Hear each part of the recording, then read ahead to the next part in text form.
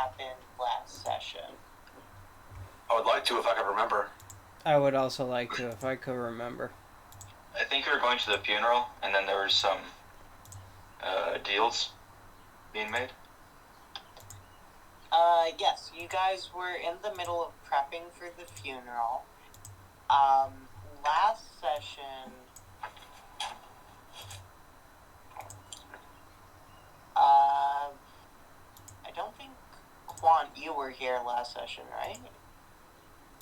Fuck, maybe not actually, because I was like moving into a new. It's been a while, yeah. Yeah, I think Quan wasn't here for the last session we did, and then we took a 2-week break. So, to recap, actually, I'll do a full recap to remind you guys of some of the plot points. Thank God.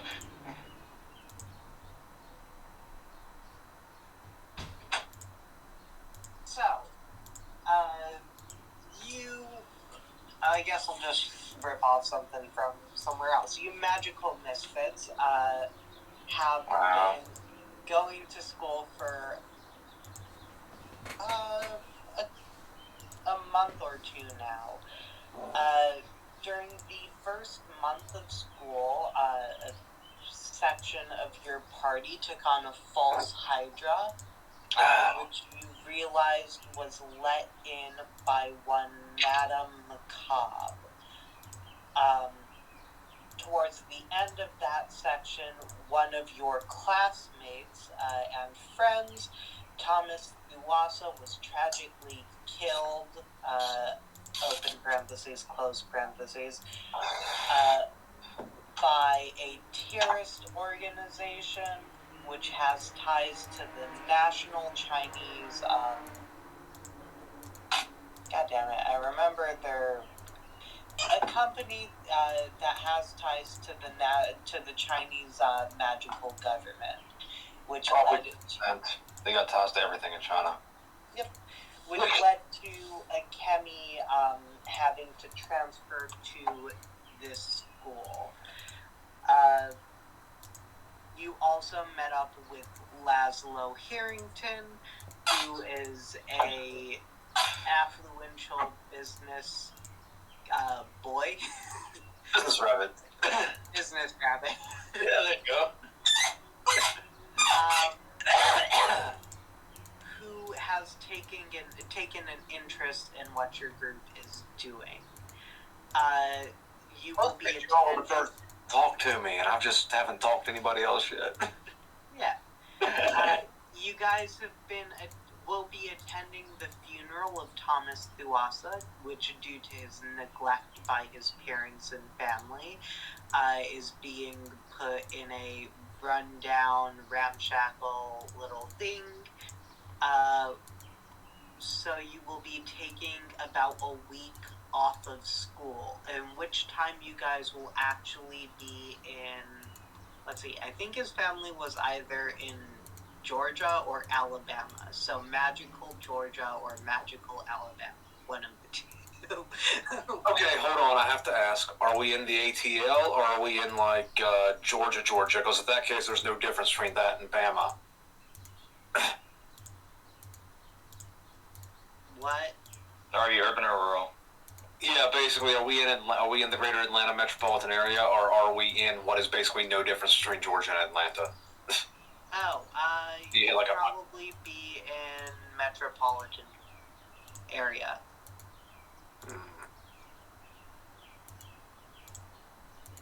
I think it was Alabama, if I'm not mistaken. Oh, God damn. I know Atlanta. Generally avoid the state of Bama. Wait, I can add reactions close to Florida. Wait, what's going on? Nothing. I'm continuing to add reactions. Oh, good. I thought you were giving up. I'm a damn regular bitch. Anyways. So, yeah. So you guys will be attending this funeral. A few loose threads that have been picked up by the group is the sleeping town, which has I don't know if you guys have been introduced to the name, but I will just... Kazakhstan?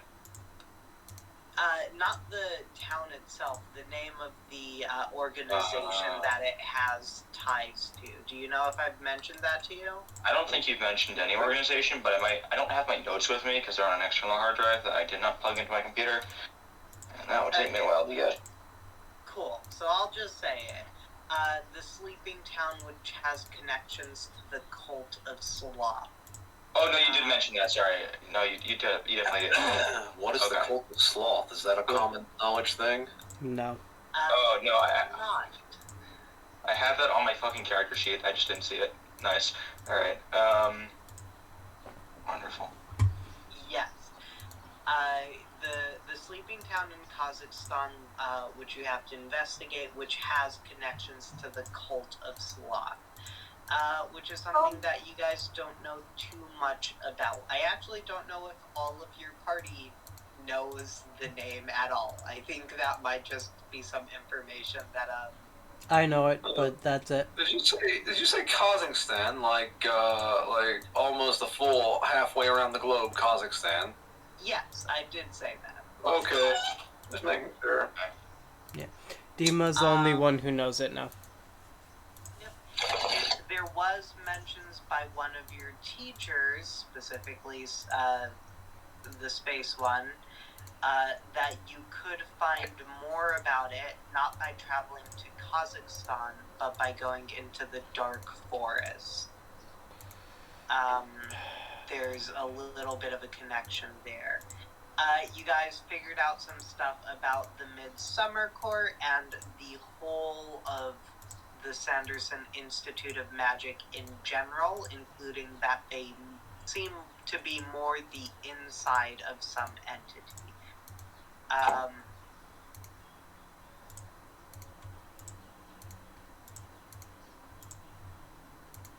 Funeral, blah, blah.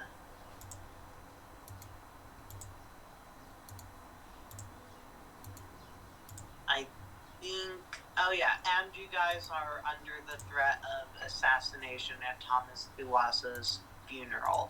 I haven't explicitly said this yet, but for those assassins, something that I think Laszlo would be able to put together is the two people that are most under threat from that.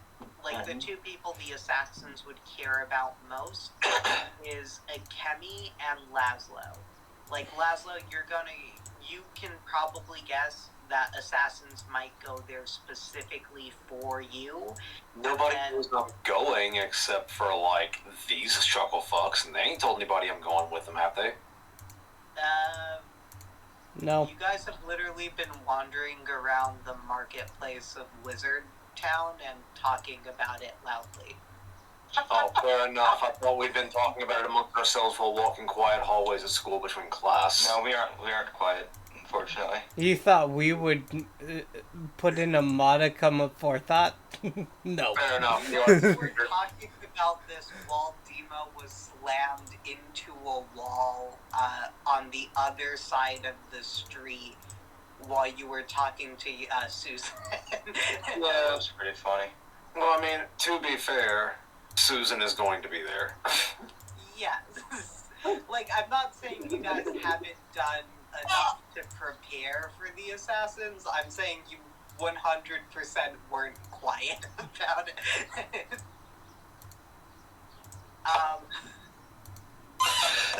Okay, so here's the great thing we do now. We quietly move the funeral to somewhere else.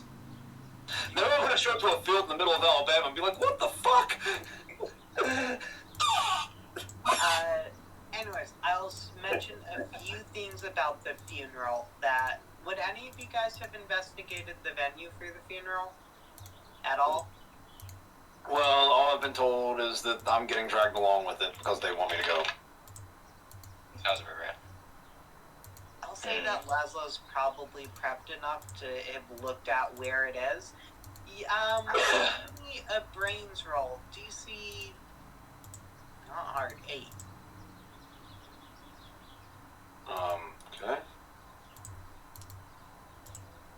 So 12, not thinking too hard. Yeah. You would notice that the Thomas's funeral in particular was held at a venue not far away from his house,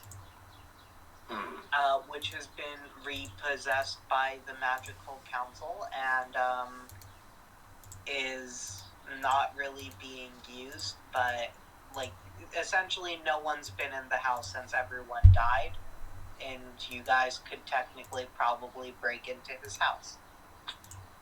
I could probably technically buy his house. Damn. Hey, So I'm not saying that that's the case. So what? I mean, if it's on the market and Well, actually, there is a hold on the house. Magical Council. So you would know that the Magical Council has like about a year hold on the house, just in case any magical funny business comes up with any of the successors of Thuasa. There's a small bit of hold until it becomes available for public purchase. Cool. Okay, so I start a private LLC and get contracted to be the caretaker of the property until such time as the year has expired or the original owners or benefactors magically appear and are proven correct. Boom. Do you want to do that? We can get Susan on it. We can have that hashed out in an afternoon.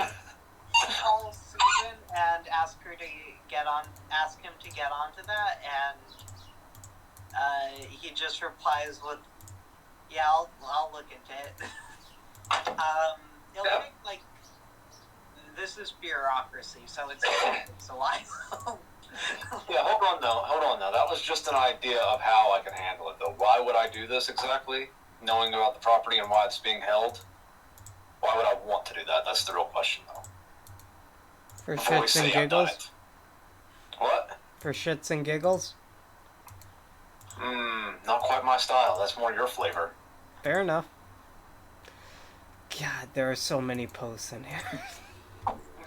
So, basically all I'm getting is that the funeral is going to be held in a venue close to the family home in Alabama, which is currently under a magical lien for up to a year in case fuckery causes a descendant to show up. Yeah. What if we just like camp there? It would allow us to basically home alone the shit in case we want to do that. Yeah. You guys, I believe we're trying to also investigate like exactly what happened to Thomas, because you know he's not dead. Fair enough. Getting like a caretakership or conservatorship or whatever contracted out by the magical community, where we basically get paid to take care of the property. Yeah. So the reason that I'm mentioning this is maybe his house has some documentation his father used, and maybe that could explain what the fuck Thomas was. Oh, Don't be yeah. silly. Well, naturally, of course, we have to make sure that we're all on some kind of like a do not disclose thing, kind of like doctors, lawyers, and therapists are. But we want to make sure that if somebody's doing a big fucky, we can whistle blow. Got to make sure that's the fine print. I also just sent text to Simpson now that we're actually talking about it seriously. It's like I'm pretty sure that he knows all this stuff already, but you know, measure twice, cut once, right? To put it in even plainer terms, you guys need to figure out how to get to the Feywilds to go talk to Madame Macabre, who's the only one who knows jack shit about this. Isn't she the one that made Theo piss his pants? Yes. Yes, because she embodied it to fear itself. Oh yeah, I'm just sure Theo's happy about this. Actually, did Theo? Yeah, he did. Theo crap himself? Yeah, he did. One person crapped themselves, one person pissed themselves. I don't remember which one is which. Theo wasn't having a good time. I would say that. No, I'm pretty sure Theo only pissed himself. I don't remember anyone crapping themselves. I do remember someone crapping themselves. Maybe it was Otho. It could have been. A lot of weird stuff was happening with his body. Gross. Okay. But I think I didn't Oh yeah. The terrorists who are responsible for killing the Thuasa family are Mugsworth T. Leuvenhagen and Swarmix C. Cantilever. Who So- I'm still all up for killing if anyone else wants to do that. Yeah. But what, are they still at large? No, they're in magical prison. I just know that Demo wanted to kill them. Like, just straight up break into magical prison and kill them. Well, I don't have the connections to pull a Walter White, so that's on you, buddy. I mean, on the bright side, it's like the 1 week where Demo can't get detention, right? Yes. Yeah, because his fight stat is fully sealed. I can still is get that him. what the mechanic was? Holy shit. Yeah. Yeah, he cannot make offensive spells. That's so funny. Holy shit. And just to let you know, the DC to beat that, I literally had you roll twice because you have an insane fight stat. I think is like 280 because you rolled insanely high and I just doubled it. Mother. I can beat okay, that. so just remember, Fox. Creativity is always more dangerous. Mold Earth may say you can't use it to kill people, but it doesn't say you can't use it to collapse a bridge that will cause people to fall off the bridge and die from gravity. Correct. That's also illegal. Which is how I kill people with Mold Earth. Just saying. I'm still adding these Every wiggly single foxes. Mulder, there's a cantrip. Yeah, you don't have to have a direct attack to hurt people. You just have to set forth a chain of events that will cause somebody to get hurt by the effects of the effect. You know? How many Just- more of these do I have? It's all fun and games until the one person flies. Yeah. However, last session ended with Winslow Lazarus Harrington. I don't know why I decided to use your full name. And Orpheus actually stopping at the Midsummer Court to go contact their teacher. Orpheus leaves to go get in contact with Father Time, while Winslow leaves to go to his first class with Eliza Einstein. Was that the name I gave her? Yes, I do remember that was the space lady. Einstein was the teacher. Yep, Space Mama. Yeah. Hey, it's mommy time, daddy. Yes. It can't be like Ashley. Remember, it was either you or what It was me, someone and- else. I have no regrets. I regret everything. Okay. So, we will start back into the Midsummer Court. Alright.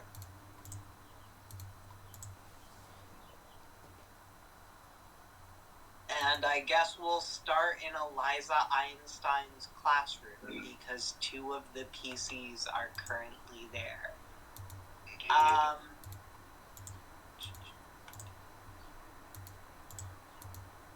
Theo has already met Eliza. However, I'll go through the character introduction again. Eliza Einstein seems to be a younger woman with light blue hair and blue eyes. She has in her hand a little metallic cube with like spinning gyros in the center of it.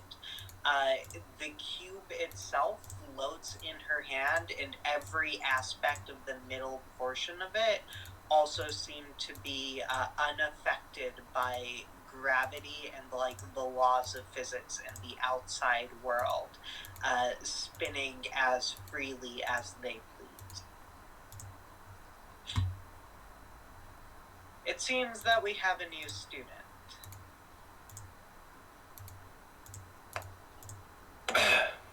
Just gonna look up as I take a seat somewhere empty in the room. Is it just her and me and Theo? It's you, her, Theo. She actually has the most students because there's one more for which is Killamore Trower. Can you repeat that again for me real quick? Killamore Trower. Are these very tiny classes or something? He looks like this. He's a fox skinned with blonde hair. And his name is Killamore. Not what I was seeing. Killamore Trower.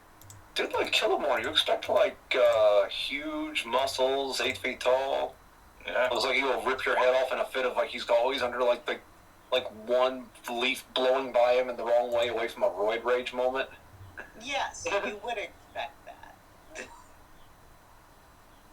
Like, It's Anime Tales. There we go. oh god, I can't unsee that now. I think this is the one. If you got it, his name is Killamile per hour. Oh my fucking god. I didn't even see it. Oh, there you go. Okay. I fucking hate you. That's so terrible. That is hilarious. I think this is the one class Theo's actually paying attention in. Not because he's interested. It's more just because he's very scared of the teacher. Yeah. He's actually so you see like both of his eyes look like they're like strained open, like he has to like force himself to like look with both eyelids. Poor its eyebrows slowly looking towards Theo. This time, Theo. I won't have to do any more of the gravity magic. You see Theo just kind of like does a. Okay, thank you. She starts her lesson. I think this time in her lesson she's gonna go through like interdimensional spaces and the realms themselves. Okay, I'll just get into character. There are multiple magical realms where people can draw power from. One of the best known is the Feywilds, where fairies live. This is most noticeable in the works of one William Shakespeare. He often referenced fairies and fae. It's also something that Celtic and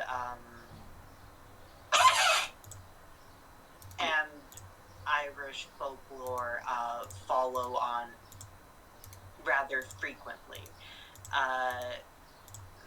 Tales of like the Duaduanan of McLean often use fairy-like creatures, and that would be where they draw their abilities from. Not much is known about these different realms because the research into them has been so heavily red-taped by the Magical Council, but I do know of a few of them. There's obviously the realms of heaven and hell, which are currently in disrepair. The Feywilds, the Abyss, the Outer Realms,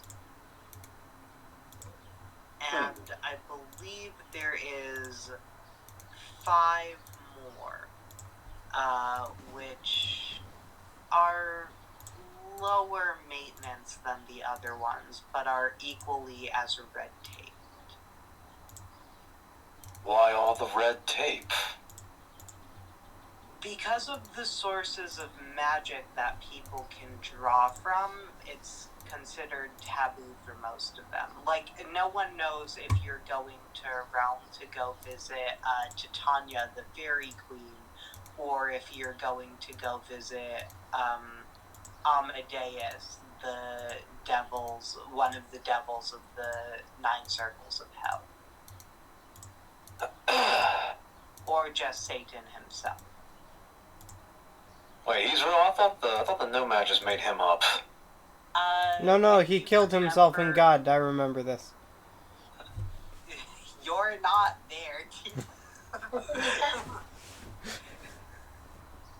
If you remember a few years years back, like a couple of centuries back, the devil and God killed themselves in a final battle. Oh yeah. Sorry, I forgot about that detail. About the world building. So forget I said that. Theo hastily writes that down. Just like it doesn't look like he's used to like writing on notes, so he just has like some one notebook which just says write words here, and he writes God, devil, X. Yeah. So basically what you're saying is Armageddon happened 200 years ago and nobody fucking noticed. That's more of a question for theology majors as it pertains to magic, but from what I could gather, large schisms within religions seem to cause fractures and wars within the mythologies of those religions. So when there are schisms in the religion of Christianity, there was enough schisms to cast the mythology of Christianity to have a full-fledged war, which did end up in disposing both of the powers that would cause most of the divine and magical revelations of that religion. Hence why I believe a Professor Cardinal Joseph is so cranky, if I'm not mistaken.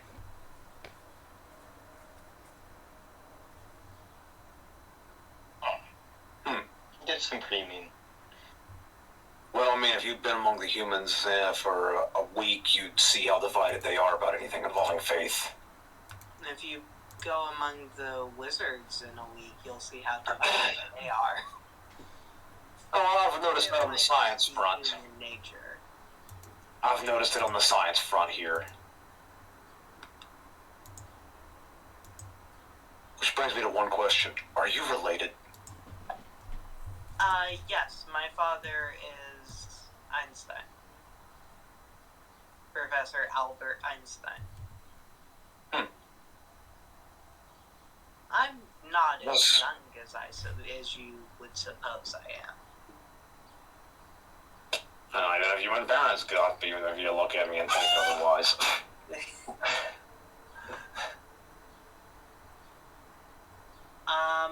So, one question. Were you... Pure curiosity here. Was he a magical person, or were you just born different?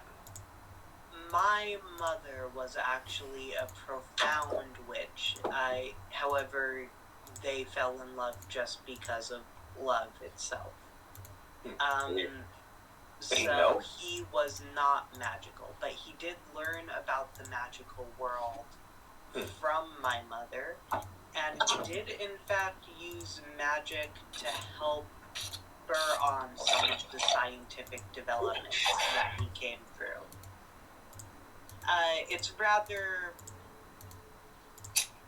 It's more easy to simulate stuff through magic. Like, you can legitimately create black holes through magic,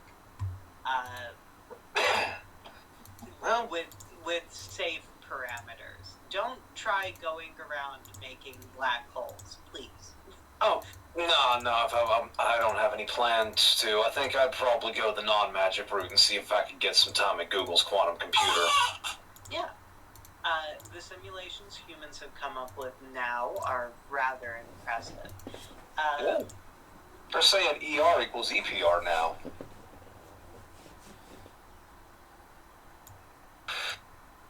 You didn't brush up on your Einstein for this? Come on, man. Should have. That's fine.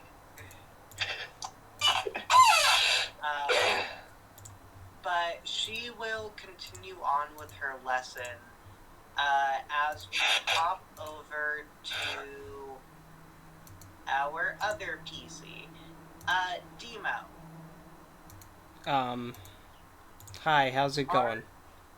Are you working on your Eldritch magic, or are you going somewhere else? I will probably just be working on my Eldritch magic. Okay. Okay, so is there anything in particular you want to work on before any of it? Maybe getting around your restrictions.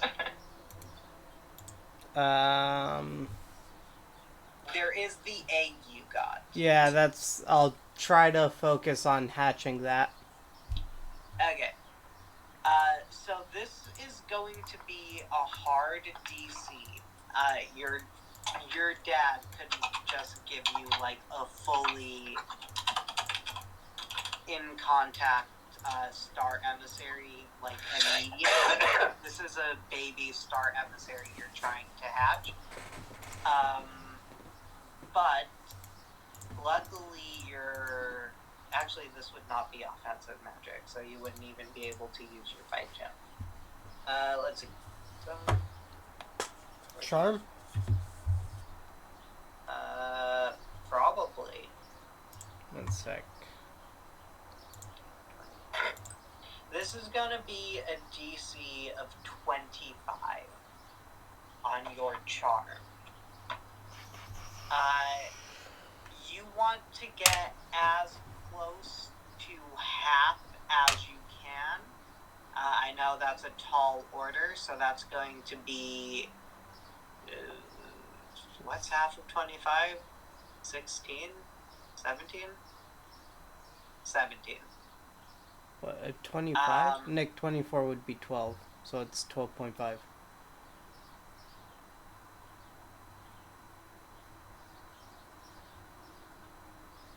Oh, yeah. Quick So math. we'll round down. You want to get to 12, if you can. Okay, well, I've already reached 12, so... Oh. That would be 15. Do I add any magic dice to it? Yes, you can add magic die. Ooh. 15, that's 17, not 7. 5, 19, 21. Oh, cool. You got very close.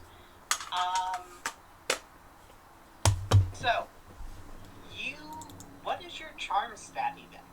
It's a D6. I rolled a 6 twice, and then a 3. Oh, cool.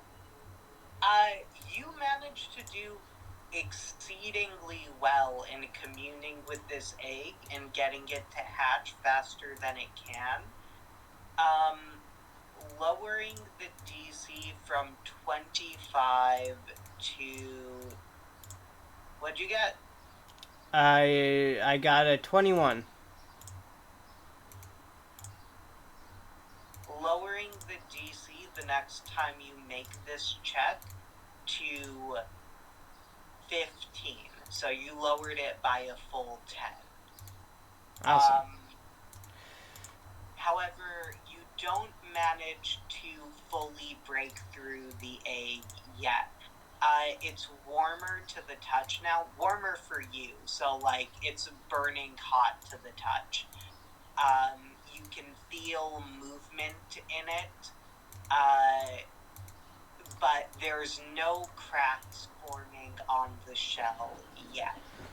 I'd say this takes a fair amount of time, though. You're just sitting there with the egg attempting to hatch it. Okay.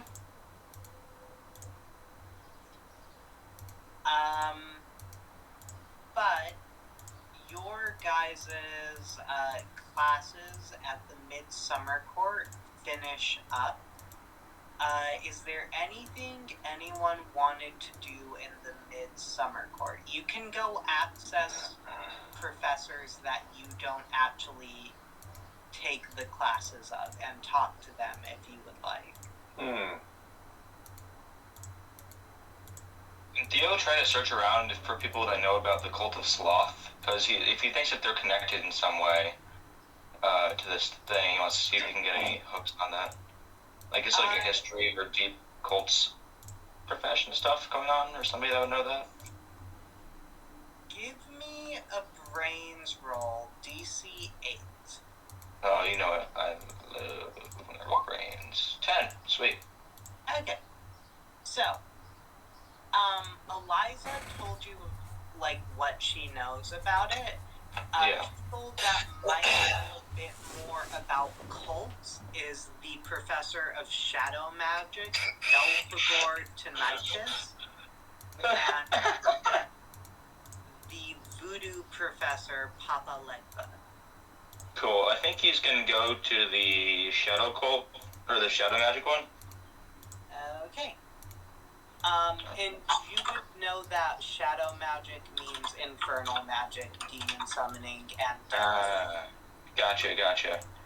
Yeah, so he's gonna try to go up. What's like sort of like the room area look like where he has to go to find this person? This area is actually a rather prim and proper manner.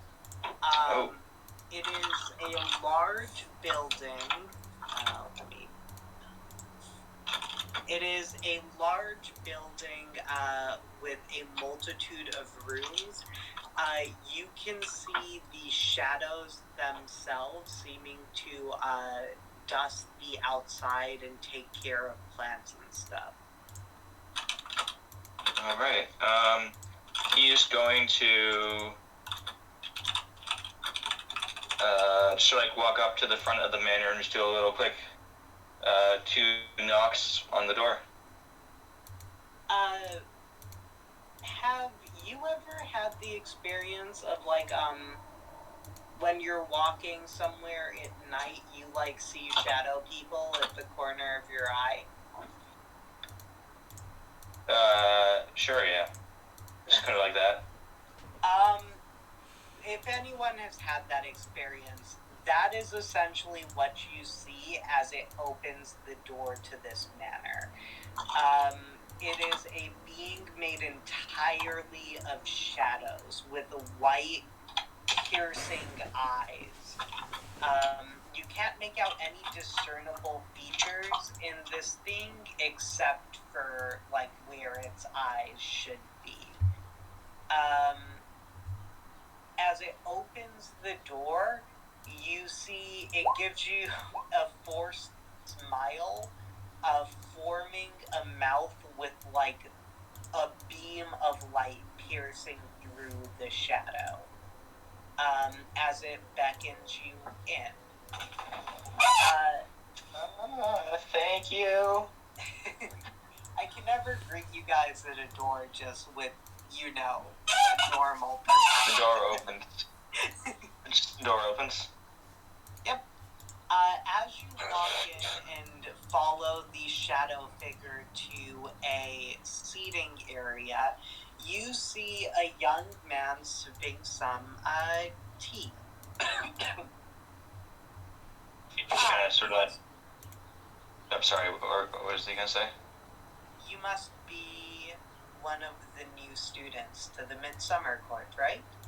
Yep. My name's Theodore Snozzle, but you can call me Theo or Theodore Snozzle, whatever you want, I guess. Nice to meet you, young Theo. My name is Belphegor Tinnitus. I am the Shadow Professor. Right. Nice to meet you too. I was hoping you could tell me a little bit more about a cult I'm trying to research. Oh, I know quite a bit about cults. I had thought you came here wanting a demon butler or something, though. No, I get a lot of demonic stuff already with my friends, so I don't. Nah, you get Eldritch horror stuff. Demon butlers are different. Okay. Yeah, looks like he just.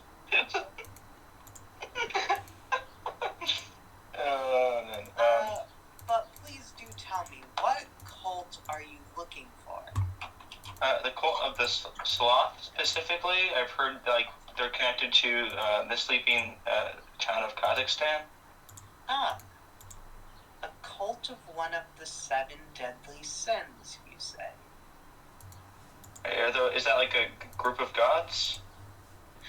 The 7 deadly sins, like the 7 heavenly virtues, are things in, I believe, the Christian mythology, but they definitely span throughout more than that, which are like sins that all of humanity has. So the 7 deadly sins are sloth, pride, envy, gluttony, wrath, greed, and I always forget the last one. Envy, gluttony, wrath, greed, avarice? Lust. Yeah, lust. It's lust. There we Thank you, Full Metal Alchemist. Thank you, Full Metal Alchemist. The 7 heavenly virtues are their opposites. So, like, for sloth, it would be hard work. I don't He shudders. He also shudders a bit. You don't care to go. Hey!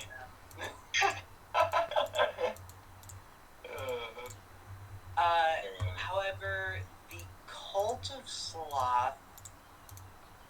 Now that's a bit interesting. I know about the cult of pride and envy and lust. I know about all of the other deadly sin cults. But I haven't thought about the cult of sloth in years. Why? Give me a brains roll. Brains roll. DC 10. Oh! That's a 12.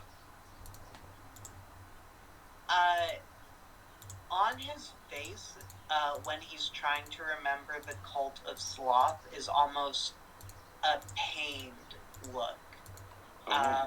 You get the feeling that he's trying to remember something that was intentionally ripped away.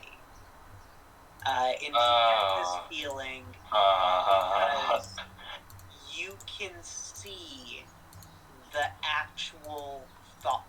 Like, your sort of, your abilities allow you to more easily peer into, like, the minds of people, which is something you have noticed. You've been able to easily use, like, control spells before. So in this one moment, you can see the thought, which should be appearing at the forefront of his brain, and you can see a hand, which you get the feeling does not exist anymore, but still does almost tear the thought away from his head. At the same time, he's gonna make a roll.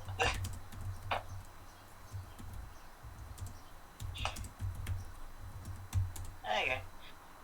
You see that one of the shadows in the corner of his mind manages to yank a portion of that back towards himself. So he manages to mitigate the spell's memory effect. Interesting. And you get a front row seat to all of that. Congratulations. Hey, this isn't concerning at all. That is very concerning.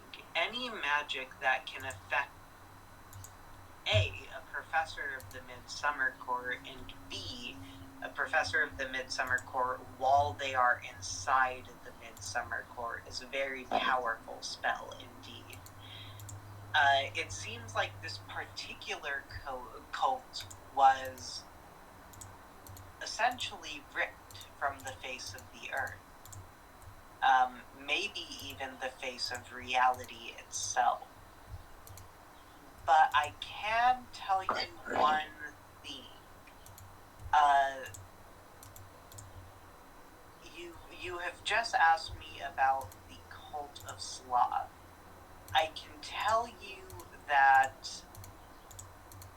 there is one person who might know a bit more about that. Try looking into the works of one Jane Taylor. She was a very powerful witch. Works of Jane Taylor. Theo's gonna take out the notebook that he was like just scribbling in for the space class and try Jane Taylor in the next page, right under like the God and Devil kill himself, and then there's like an arrow pointing to Jane Taylor. I can't precisely remember what she did, why she was, or where she was, but that name, and maybe the Feywilds. He was going to make another arrow pointing from. So it's God and Devil killed each other into Jane Taylor into Feywilds. Yeah. Does he see what you're writing on that notepad? I guess he's not making an effort to hide it, so I guess so. Why is the God and the Devil killing them pointing towards Jane Taylor? Oh, well, because that was what I read before this. So I got this notebook thing. It's like apparently I was supposed to write thoughts in it for like studying class. Miss Einstein told me to do it. But apparently, like, you're not just supposed to write wherever. So there's like lines, he like points like these blue lines like that you're supposed to write on, right? But I didn't know that in time. So I was just writing wherever, then using the arrows to mark where I had to read from. So when I want to read something in the book, I start from the very top. He kind of flips to the first page, and it's like the very top. There's like something like written down on like space magic. Actually, I think it would be say like "Don't upset the teacher again" in just like giant bold letters. And then there's arrows pointing all around the page to where the next like sort of like string like note is. So instead of like going like line by line, it's just like all over, and he's using the arrows to connect them. Oh, I could really mess with you if I wanted to. Actually, yeah. Hell yeah. Give me a brains roll DC 12. Actually, this would be insight, so you might be able to use grit for it as well. I think I'm better at brains. 5. Okay. So you don't notice this. The teacher does. All of your writing and arrows surprisingly make the shape of a 3-toed sloth. Oh, okay. Interesting. But you don't notice that. Alright. So it's his conspiracy notebook. Yeah. Maybe... You know what? It's probably fine.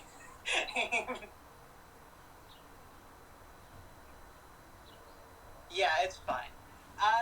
You're welcome to come again anytime. Little sleepy one. Okay. He was about to say my name's Theo, but he just like kind of shrugs and thinking, alright, thank you. Oh, I'll give you the nickname Slothful One. I don't. Bye. Theo just runs out. He's just gonna run the fuck away. As you run away, the door will close behind you. Winslow, you're just talking to Eliza? I'm listening to lectures, and that's also just, doing my own little scribblings. As you listen to Eliza more and more, you get the feeling that Eliza was a child prodigy, and that both of her parents might have even bounced ideas off of her. So you're essentially sitting near the student of Albert Einstein right now. Cool. I'm listening to her thing, writing my own notes, and working out my own things.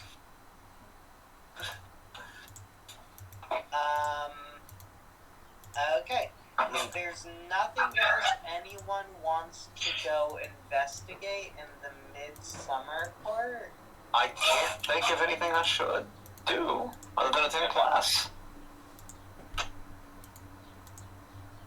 okay. You guys will be brought to the next morning, where after the whole, each of you do, like, it's a little bit strange for you, Laszlo, because this is your first time. God damn it, I keep calling you Laszlo. It's okay. Winslow. I almost named him Laszlo. Because this is your first time experiencing it, towards a point in the night, you intentionally fall asleep, or not unintentionally fall asleep, and are moved to your bed in the winter court dorm room. So you don't remember leaving the midsummer court to come back to your dorm room. You just remember fully passing out, and you wake up in your bed. The question is now: did the notes get left behind at my desk in that room, or did they send them with me? They are with you. Neatly packed into one of your bags. Okay.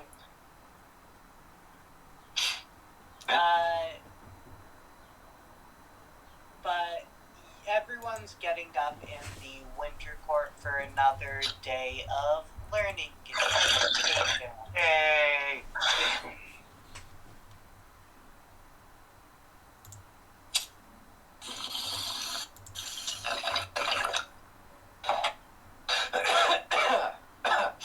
I will need everyone in Demo's dorm room to make a grit roll. 15. Is this magical or just... It's an effective Demos right now. Alright, so probably not. Is this including Demo? No, Demo does not. That's a 10. Cool beans. I should have Percy do this.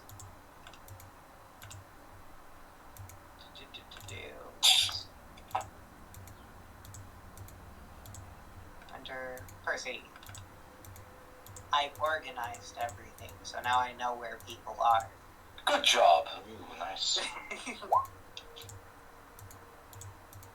Percy also fails.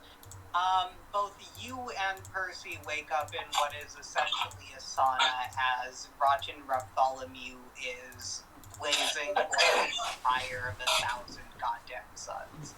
Hey, what the heck? Theo's gonna say that, then just try to turn over and go back to sleep again. It's incredibly fucking hard. It's like a desert in here right now. He's gonna try to cast some sort of spell to just get it off. What is the spell for cooling effect? That might be transmutation, so a charm. Alright, Theo's just gonna... 14. That didn't give you the DC, but that's definitely Nope, sorry. the DC I would have given you. Yeah, you managed to create it almost like out of your... Actually, do you want to describe how this occurs? I think Theo is just going to, create a little bubble. No, you know what? It's okay. So here's what's going to happen. He's going to cast a spell that conjures an igloo of pillows around him. Instead of ice block, it's just pillows. You create an igloo of pillows around your bed, and these pillows give off the coolness of as if someone was dreaming of watching the northern lights outside and there was a amazingly brilliant gentle breeze. It is the perfect cool temperature to fall back to sleep. That's what I'm talking about. Percy, on the other hand, is still screaming. Demo, can you turn off your space heater of a dog? Ron Bartholomew, go to sleep. Ron Bartholomew is still asleep. There, he's done, I think. Oh my god. When Percy goes to create water near Ron Bartholomew, he's hot enough to fully evaporate the water. Demo, he's also setting your bed on fire. I'll get up. Damn, that was a depressed I'll get up. Alright. I'm gonna pick up Rotten Bartholomew and try to figure out what's going on. Ron Bartholomew has eaten the Star Emissary egg and is therefore giving off the heat of the Star Emissary egg. A very easy thing to extrapolate. I'm gonna boop his nose like it's an off button. Does it work? Nope. Ah, damn it. Yeah. Um, And what else can you try? Last kinda- one, because your room is right next to theirs, your room is also getting incredibly hot right now. But I'm inside of my comfortable extra-dimensional space box. You are, which means that only buys you a little bit of time till this starts breaking through dimensions. But Oh, you dear. don't know about that. So what's happening? Am I just like hearing the air conditioner run a little bit louder than it's supposed to? You are hearing your roommates go like, "Why is it so hot in here, Sachi?" I'm And like- Sachi responds with, "I have no idea." I'm just kind of waking up halfway and was like, I need to increase the soundproofing on the roof by 4%. Wait, what they say? He, who is Akemi's older brother, will actually like knock on the box. Yeah, like they get like maybe one knockout, and I'm like already got it. I'm like, oh, just slide the door open a little bit and just get blasted by a way to heave. Slide the door out. Bro, I know what you're about to say. It's like when you're in a 112-degree day in the beach and you get inside of a car that's been baking in the sun and you get hit with that 124-degree heat, and suddenly 112 don't feel so good. Suddenly 112 don't seem so bad no more. Except I was in a place that was a comfortable 68. Yeah, it's like when you were in an air-conditioned house and it's the middle of the summer in Florida, and it's moist heat. It's not like dry heat. So your clothes instantly becomes... I think immediately feeling what's going on, as soon as I'm just going to take like a half second, man, I'm just going to grab him by whatever I can and just yank him in and close the door. Takayuki? Yeah, it's clearly miserable out there, and he probably needs this. Saki transforming into her fox form for a bit also Oh, her. needs it. Yeah. Okay. So you guys are just hunkered down in your extra dimensional space. Yeah. Feel the you can in fact feel the AC starting to work a little bit harder. Deep, I'm going to go flip a few breakers to make sure that I don't blow something running around this. Kick off all non-essentials, divert all power to life support. Dino, it is getting like hot even for you. I'll go take him to Dr. Jekyll. Here. Is this a Dr. Jekyll problem? I don't know. That dog needs an astrophysicist. I'm gonna burst into his room and just be like, I have a hot dog. How do I fix a hot dog problem? Everywhere you go, first off, the rooms have managed to cool down now. But everywhere Demo goes is like raising about 100 degrees Fahrenheit automatically. Water boils as he runs past. I'm like dragging the air conditioning from my room out of the fucking box with an extension cord and just like reassembling it in the middle of the dorm. Because like, fuck this, we need to get this down. You see Demo run out of the winter dormitory, run into Dr. Jekyll's office, and Dr. Jekyll is not happy. What is going on? I have a hot dog problem. How do I fix it? I'm not a vet. I'm a doctor. Yeah, but you're just a vet for people. Oh my god. That's an argument. What is going on? Do you know what happened to do this? Did you do an enchantment? No. He ate an egg, and the egg gets very hot. And, now he is hot.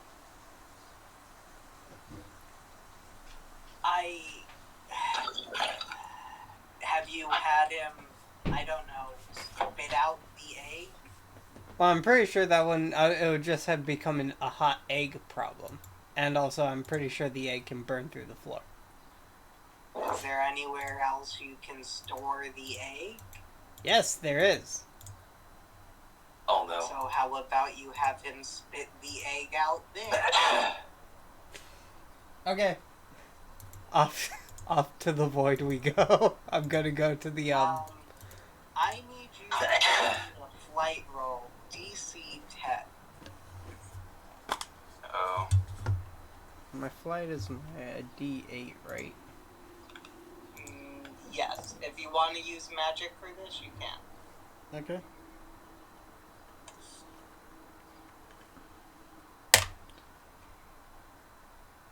Okay, well, that already doesn't bode well. Okay, well, there's an explosion.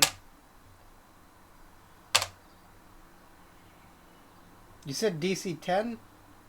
DC 10. I got a Oh, we were all 9. expecting an explosion.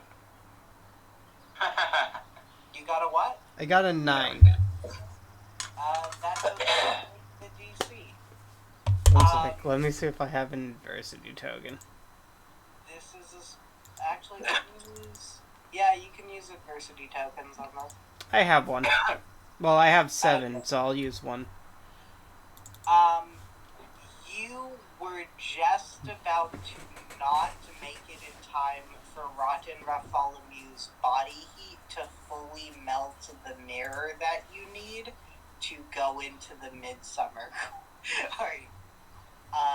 But you do manage, just by the skin of your teeth, to get to that mirror. And as you write the correct symbols, which I believe I made 666, to get to the Midsummer Court, the mirror melts behind you. Wonderful.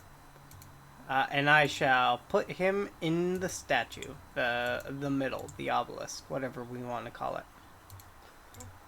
He will vomit the egg up inside of the obelisk, and you will notice the entirety of the Midsummer Court goes up by 2 degrees Fahrenheit. But that's far better than the about 150 that it was going up recently. Global warming's a bitch, ain't it, Rotten Bartholomew? He just looks at you and licks your nose. Okay, let's go back to bed. As you leave the Midsummer Court, the good doctor will look at you and say, "You should be getting to classes now, shouldn't you?" Let's go to classes then.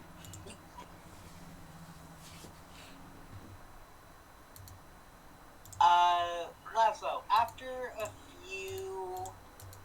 like an hour or two, your air conditioning unit manages to cool the dorm down. You have a fairly powerful air conditioning unit.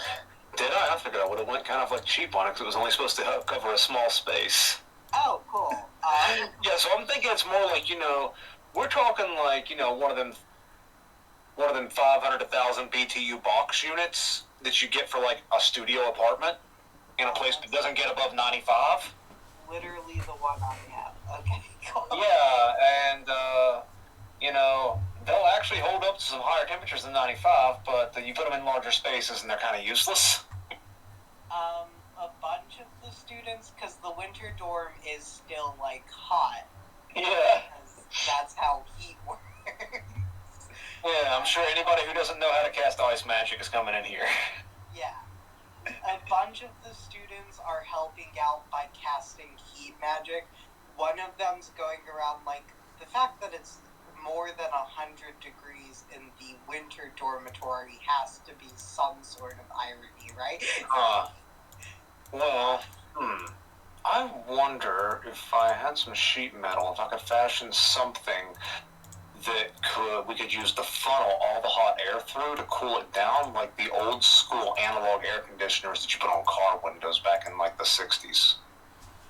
And you will see A12 come through. I think this is... I'm just kind of, I'm mumbling that thought out loud as I'm sitting here just making sure the air conditioner keeps working and that the breaker box isn't about to overload. I think this is your first time actually meeting A12. Yeah, I've heard of him. Let me see if I can get his picture.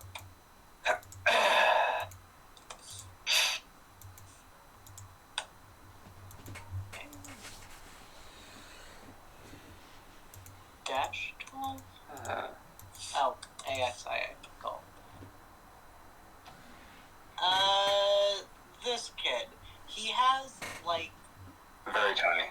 blonde hair, and seems to be wearing goggles with a bit of soot on his face from messing with some robotic stuff. But his wand is actually a phone that he has hovering around him. It's like a few phones, actually, he has hovering around him. He gets out of his room noticing that the winter dorm is a lot hotter, and snaps his finger, causing one of his phones to split into smaller nanobots, going to sections of the winter dorm and starting to spew out ice magic. So mini air conditioners, which manages to get the whole place down rather quickly.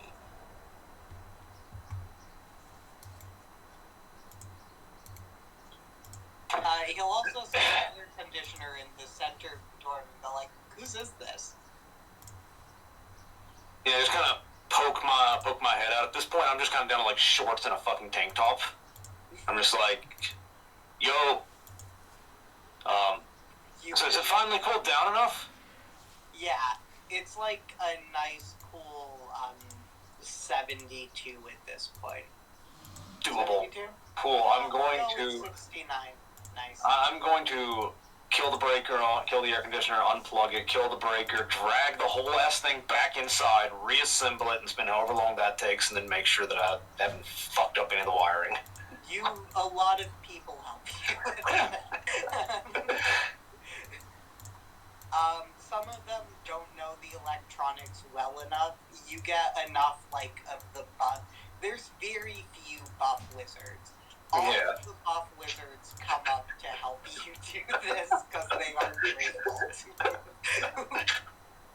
Alright, great.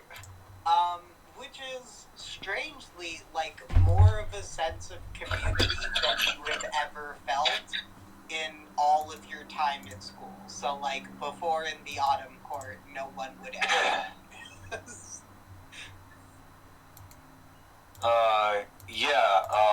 I guess as is tradition then, when you're a reasonable person and you get help, you tip the help. So once we have the whole thing hooked up and I've rechecked all the boxes, everything's working, because I'm assuming I've made software to some kind of magical power source, it's just still regular electricity.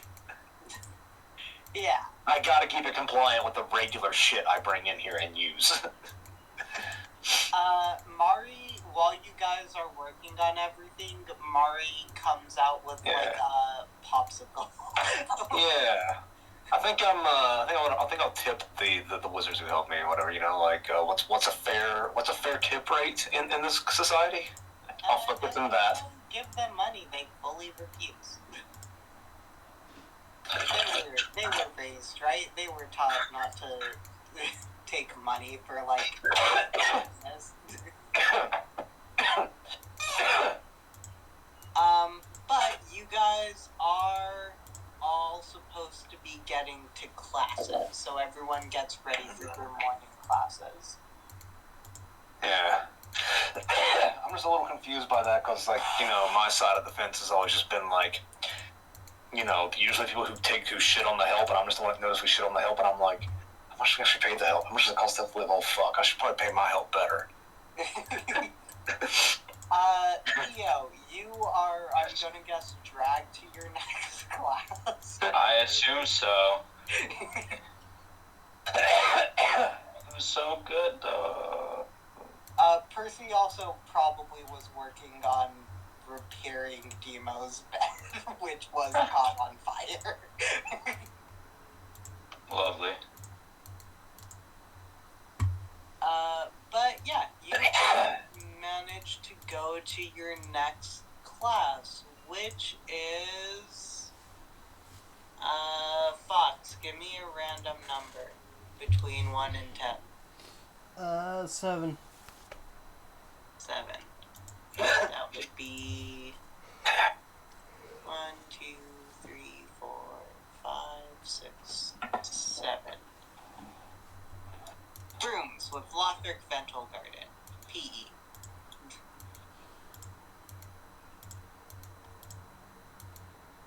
Actually, not. We'll do history. You gave me 8 or 6. This isn't your guys' first history class, so seeing this person isn't surprising to you. But your guys' history professor is ancient.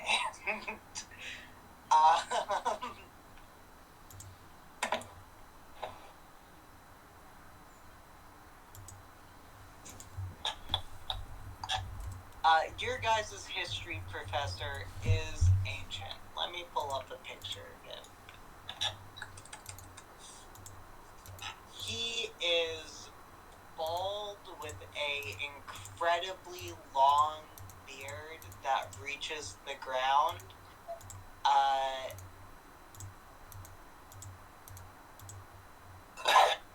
And dark sunken eyes. Some of you might know where I got this picture from. Oh, actually, you guys should not be in the dorm rooms anymore. I've seen that face somewhere, but I don't know it from anything. Because I don't watch a lot of anime. Yay. Yeah, like, unless you throw up something from, like, Full Metal Alchemist or, I don't know, like, Trigun, Cowboy Bebop, I'm probably not going to know what the hell it is. Oh, that's a guy from Jujutsu Kaisen. I don't even know what that is. He's the old guy from Jujutsu Kaisen. Again, I don't even know what that is, other than it's a show and he's an old guy from it. It's a show called Jujutsu Kaisen. It's an anime. It comes from Japan. Yeah, that much I understand based upon the context of the art style alone. Okay, well, it also has... France, they do actually a decent job with that art style too there now. Yeah, it also has people that do things, and a setting that exists. God damn, okay, you're taking my I don't know shit about a thing way too literally. I meant, like... you know what? I want to throw something at you, but the only things I have around me that would hurt you are valuable. Also, I'd have to throw that for a lot of miles. You're right. If I could do that, I wouldn't be with this state. I'd have thrown myself to another state. This is your professor, Jenkins Marovich. None of you have had the courage to ask how old he is. Also because he takes about an eternity to say anything. Which is why he is currently co-teaching the class with his probably great-great-grandson, Alfred Marovich, who is literally just helping him by talking. Alfred is a young gentleman-looking figure. He has long black hair, and he generally doesn't leave his great-great-grandpa's side.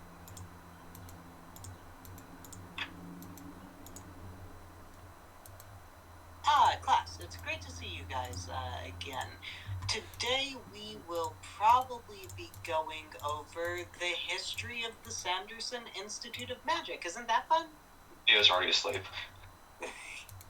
Just the second they said history of this, like Theo's slapped head on desk, tired as fuck. Are we all in this class, or is this only for people who have history? Since I think this you is guys are all winter students, this is one of the general. Oh, okay. All right, cool. That answers that question. I was a little unsure. Yeah. So. Yeah, I'm going to. This class. I'm going to elbow Sleepy Boy as soon as he naps out. You are actually in this class with Charlotte, Apple Pie, and Ben Hua Yin, I believe. So you're taking it with the Spring Court.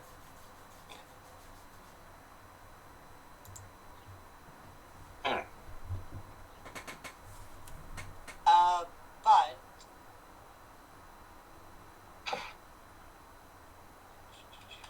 where is it? Okay, yeah, he will say, did you know that this school's name wasn't the Sanderson Institute of Magic last year? In fact, it was the Ninian Institute of Magic. It's like based off of some of this ancient Native American stuff, but it was considered to be rather, what's the word? I know that there's insensitive to the culture because the sort of English powers of the magical world did do a number to the Native American nationalism and stuff when we fully came over. This is gonna go on for a while. It's rather hard to get him to be quiet. And he's going through everything very fast. So if anyone is taking notes, I would like you to give me a flight roll. Yeah, I think Theo's already failed this just by being himself.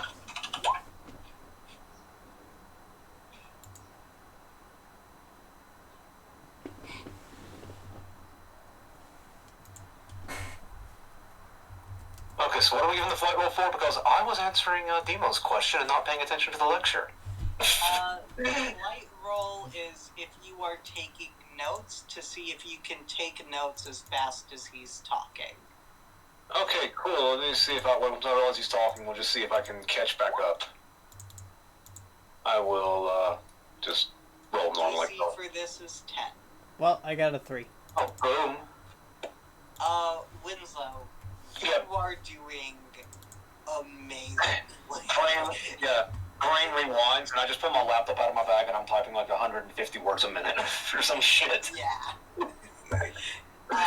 Not only that, you're like answering the questions on what Red Bull is. You're helping some of your classmates take notes. You managed to get that the Sanderson Institute of Magic has been moved 4 times by now. It was founded by the 4 founders, obviously, 8,000 years ago. Obviously, Sarva Smaragdi had died by then, but she was honorarily made a founder. It's sort of like after her death, one of her wishes was a place to keep magic alive, pass on what they've learned to future generations. So the entire school is sort of a love letter to her by her old friends Kara Panas, Albin Pantera, and Jean Vermilius. At that point in time, Jean was the headmaster of the school. After Jean died 5,000 years ago, Tullyroot Himplepoffle was the second headmaster, and the school school was moved from the Euphrates River to the Dead Sea, and renamed the school from the School of the Four Seasons to the School of the Four Gods. Which you may know, Tully Root is probably where Tully gets his name from. Tully is one of the summer court students who seems to like giving you guys a hard time, but Demo has very thoroughly put him in his place. So that's probably why I haven't run into him yet. Yes. 2,000 years ago, the School of the Four Gods moved to the Broclandi Lake and was changed to Merlin's School of Magic, because Merlin was a pretentious fuck and liked to name things after himself. Merlin Candiosis became third headmaster of the school.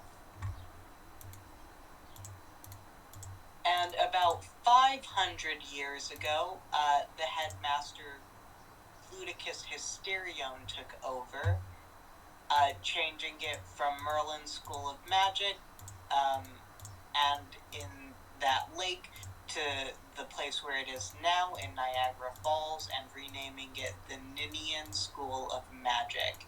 And last year, it was renamed the Sanderson Institute of Magic. So wait, who the hell is Sanderson? Sanderson is a powerful wizard who made some advancements into the nature of magic.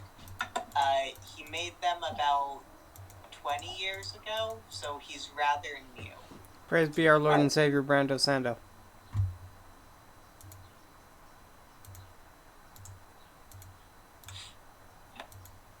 In metal we trust. Yes.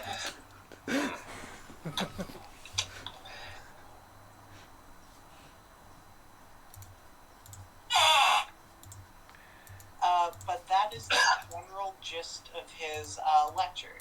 He also mentioned very briefly 5,000 years ago, after, like, right before the death of Jean Vermilius at age 5,420, is about the time where his grandpa became one of the faculty members of the school.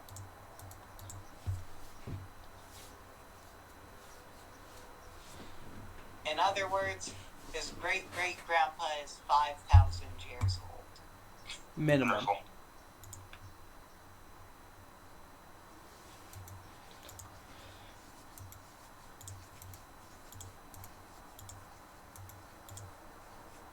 That's an old ass dude.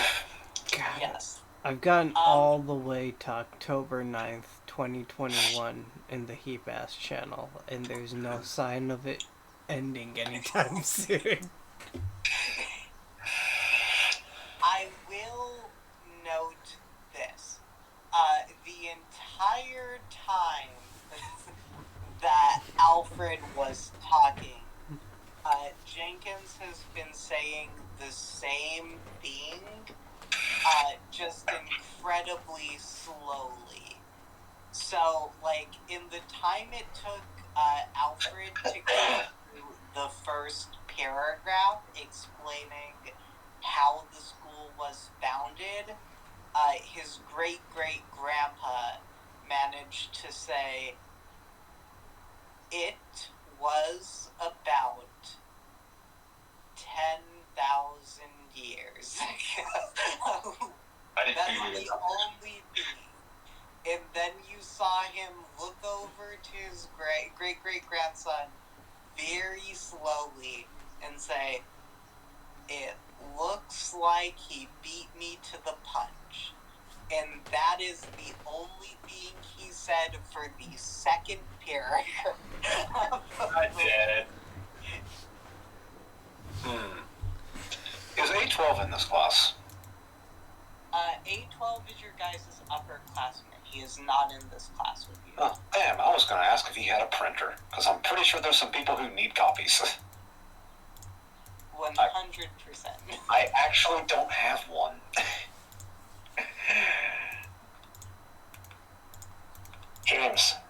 James, hey, buddy.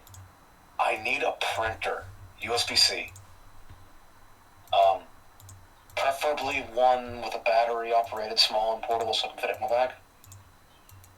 Here's money.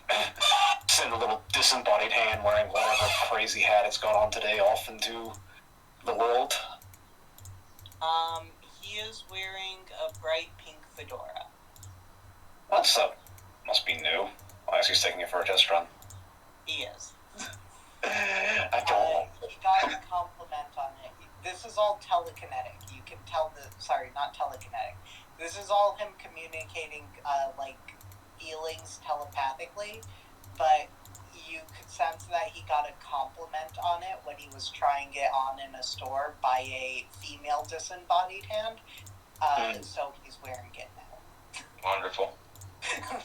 Well, I mean, there's got to be an exception to every rule out there.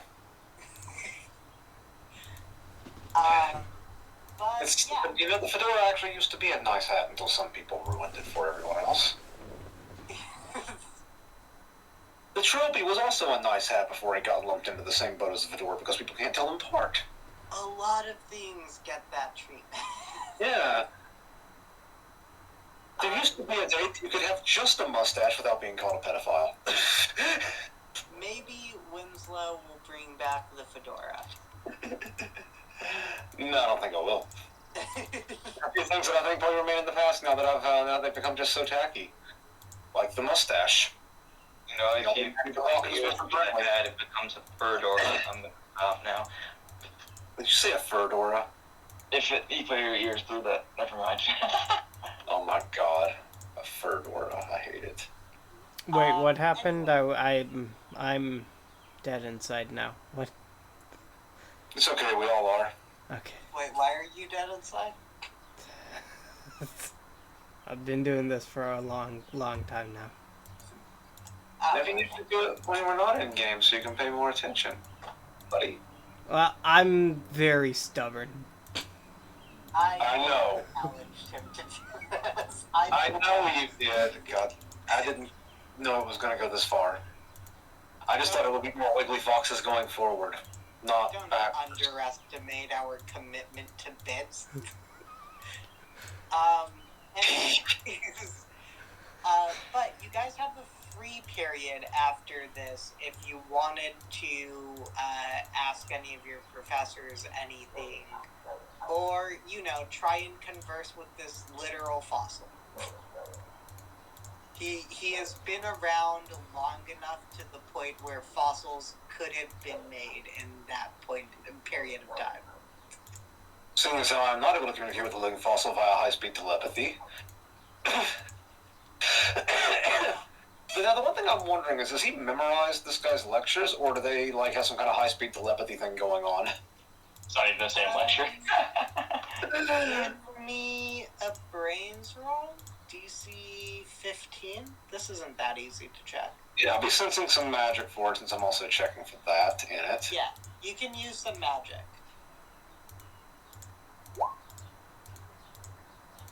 Well, I think I know the answer. Okay, so Did he memorize it, or? things going on here right now. Hmm. One, there is high-speed telepathy between this great-great-grandpa and this great-great-grandson. I'm just going to call them grandson and grandpa. I can't keep that. Yeah, it's fair. Okay. However, you also, for a brief second, peer into Alfred's mind, just briefly, and you can see that he has every single word his grandpa has ever said to him memorized in its totality and thought of fully. So, Alfred's favorite person in the world seems to be his grandpa, and he is excruciatingly memorized every one of his lectures to the point of like a fanaticism at points. So basically, at this point, the old man's just redundant.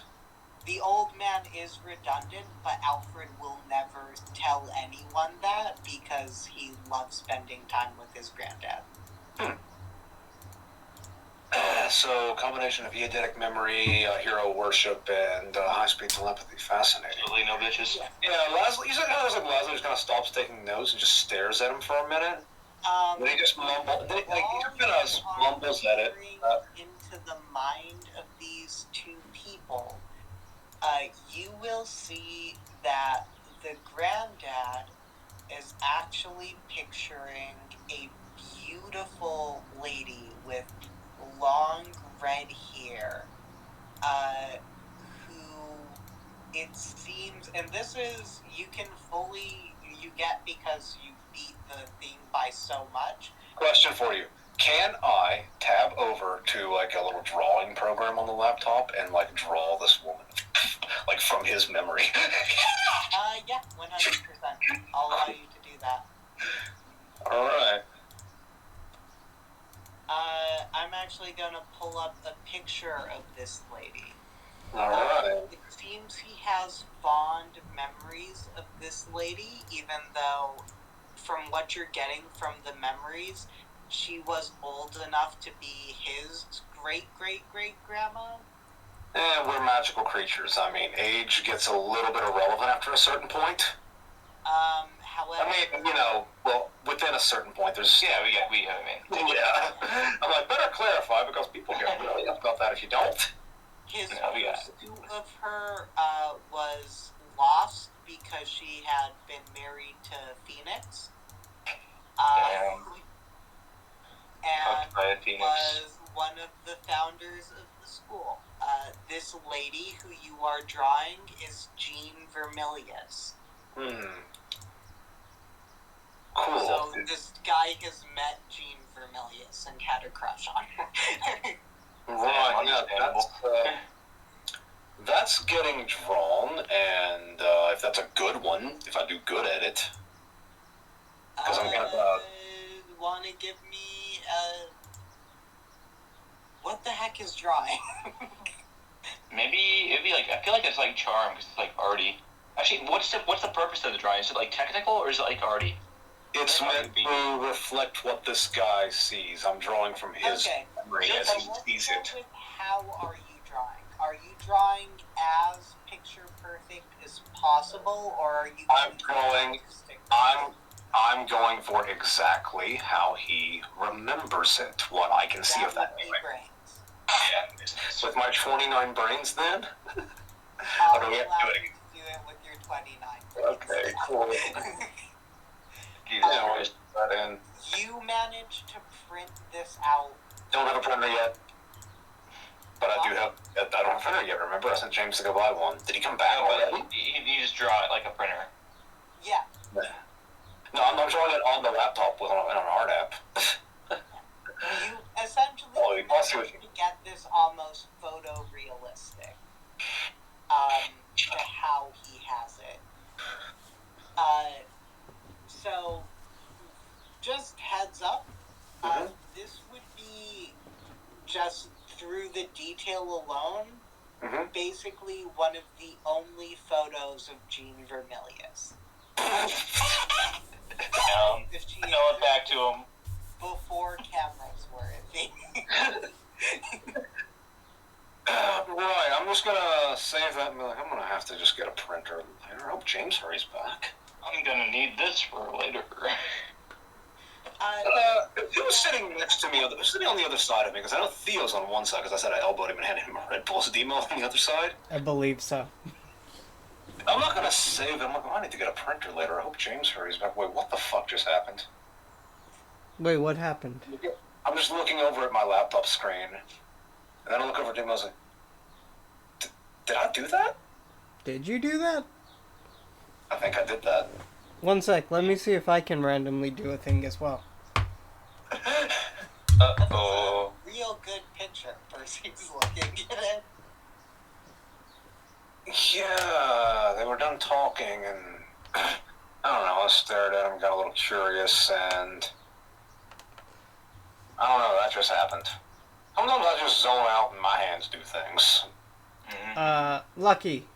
I randomly rolled, I guess, brawn, and I got a 7. Do I do a random thing? No, what the fuck do you want to do? How this works?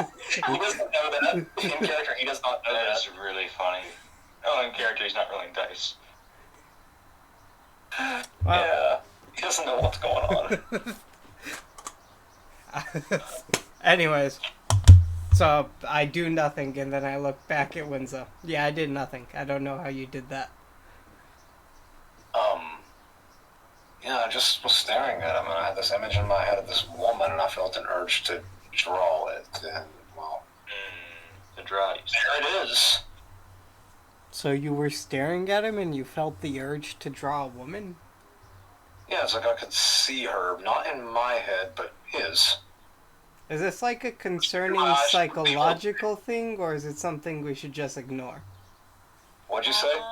Would this I be would a like- concerning psychological thing, or is this something we should just ignore? Winston's kind of used to zoning out, his brain going off on a tangent, and then looking down at his notebook and seeing a shitload of notes he doesn't fully remember writing or doing, and then being like, oh, first time it's happened with art. So, That's why he's a little weird. I would like each of you guys, having brought the only existing picture of Jean Vermilius into the world, each of you guys, please give me either a brains or grit roll DC 20. Is Theo gonna make this? Theo, yeah. Okay. Brains or grit? Let's roll brains. Well, I think I brained myself out, and I'm okay with that. Because I do not have enough adversity tokens to not be okay with it. So I must convince myself otherwise. It's the spirit. Do take an adversity token. With pleasure. I really have to put a cap on your adversity tokens.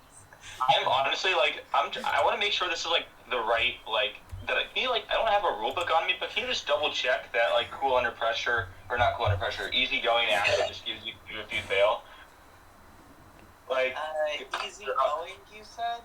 yeah, because I don't have the rule book and I only had it like the one time I did character creation, so there's definitely a chance I fucked this up because it seems really really good. Maybe we're just doing so many rolls that's how it goes. Gain 2 adversity tokens when you fail a check. Okay, no, so it's just straight from the book. Okay. Wow. Straight from the. God damn. How many adversity tokens do you have? I don't want to talk about it. I gotta put you in more life or death situations. Yeah, it's because like everything is like there's not a lot of stakes right now, so it's like everything's going like pretty chill, and a lot of the stuff that I failed doesn't matter that much. Yeah. There's not a lot of Okay, incentive. I'm just gonna start putting you guys in more life or death situations. Let's go, action baby. But none of you guys get it. Yeah, none of you get it. I don't realize who it is exactly. Want No, to use 9 adversity tokens? Sure. Fuck it. Okay. I'll use my 9 adversity tokens. So that brings me down to 22. I was expecting a larger number when they said I don't want to talk about it. I thought they were going to say I got like 46 or something. That's halfway through. I think I've been forgetting some, but I'm fine with that. Alright, so I'll spend 9 adversity tokens to Okay, get it. so you find that eyes are essentially watching you. Eyes everywhere. All the eyes. Eyes for days are watching you. Through every corner of every crevice of this room, through every portion of the building, eyes are watching you guys. These eyes are a piercing blue color. As something reaches through, almost as if reaching into itself, to snatch the picture out of Laszlo's laptop. Laszlo, as you look back at your laptop, the picture is gone. I did save it. Yep, the picture is gone. The data file is corrupted. What about the cloud copy? The cloud copy is also corrupted. I was gonna print that off and give the picture to the old man. That was my urge. It looks like somebody grabbed it before you could. Because you used adversity tokens to get this, I'll fully give it to you. Mainly because I'm thankful for you getting rid of some of your adversity. I am a generous god. Kira Panos Yeah, I kind of figured it was time because of blue eyes. was one of a dear friend of Jean Vermilius, and that is probably the first picture he's seen of her in 5,000 years.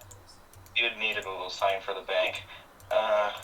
So wait, which one was it? Was it Kira different? Panos is an Eldritch deity, so you don't know if his biological functions work like that.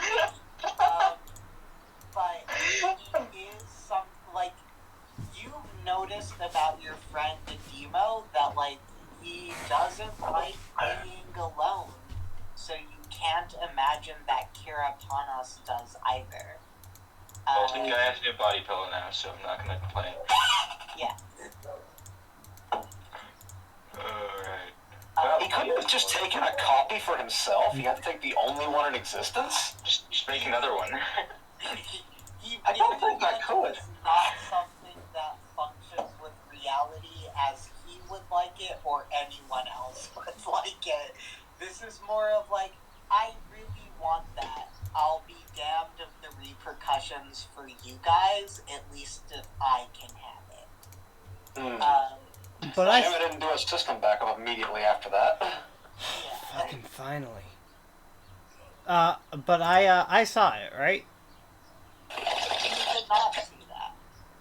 No, the picture itself. I remember looking over and talking to Hooch about it. Winslow. Yeah, we all saw the picture.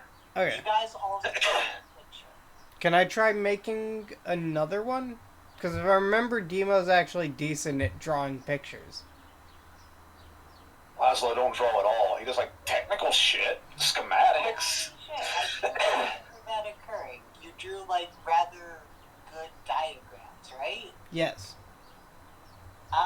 Yeah. Let me look. Because that's fully just... I believe he takes more of a scientific approach, so it was a brains roll.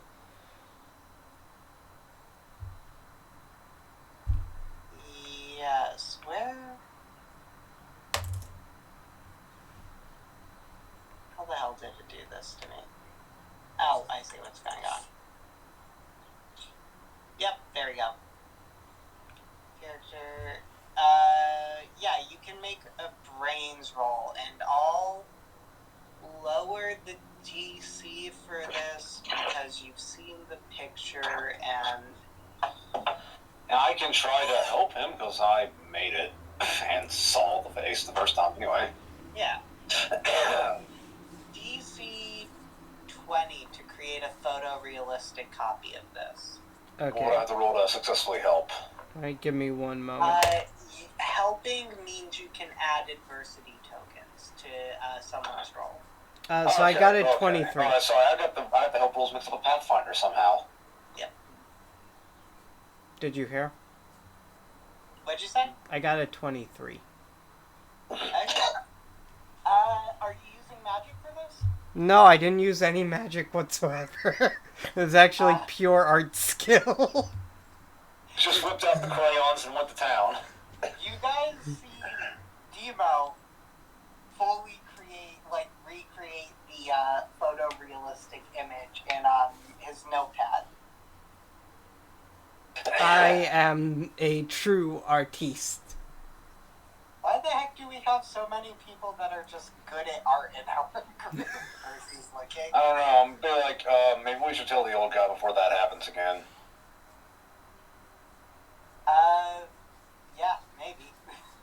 I'm going to kind of like raise my hand urgently, making eye contact with the teacher and the assistant, like, come over here, both of you. The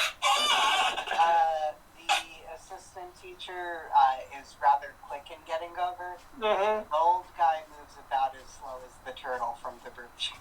Oh God! Somebody get him a motor broom. I'm going to say first this, explanation later, and just point at the drawing. God damn it, guys. The teacher clutches his heart, seeing the photo as tears stream down his face, and fully has a heart attack. What? We were literally giving this guy a memory that he wanted back. No, he was too old to handle it, man. Oh God! Bro, No. you can't show him his actual waifu, and now he was imagining it, and now it's there. Man, my brain was thinking like, Stan's dad getting a picture of his dog that he couldn't remember right. Wait, so does this Yeah. count as like a winning the game, or is this No, a here's the losing thing the though. game? The assistant got there first, so he would have been the first one to see it. The assistant, that is a good, the assistant would have tried to block his grandpa from seeing. Yeah, I'm gonna be like, look at this first, but explanation later. It's just kind of happened. He puts his hands over it as his grandpa goes to look at it. Mm-hmm. And that's about as well as I thought that would go. He fully manages to block it from his grandpa. Congrats, you guys don't kill a teacher. The logic of younger, faster walker saves the day. Where There did you go. you guys get that? Okay, so the short version is, I noticed the way you give your lectures, and when you were done speaking, I may have stared at you for a little bit too long and figured it out, and also got a glimpse of one of his memories, and felt a sudden compulsion to draw it when it was...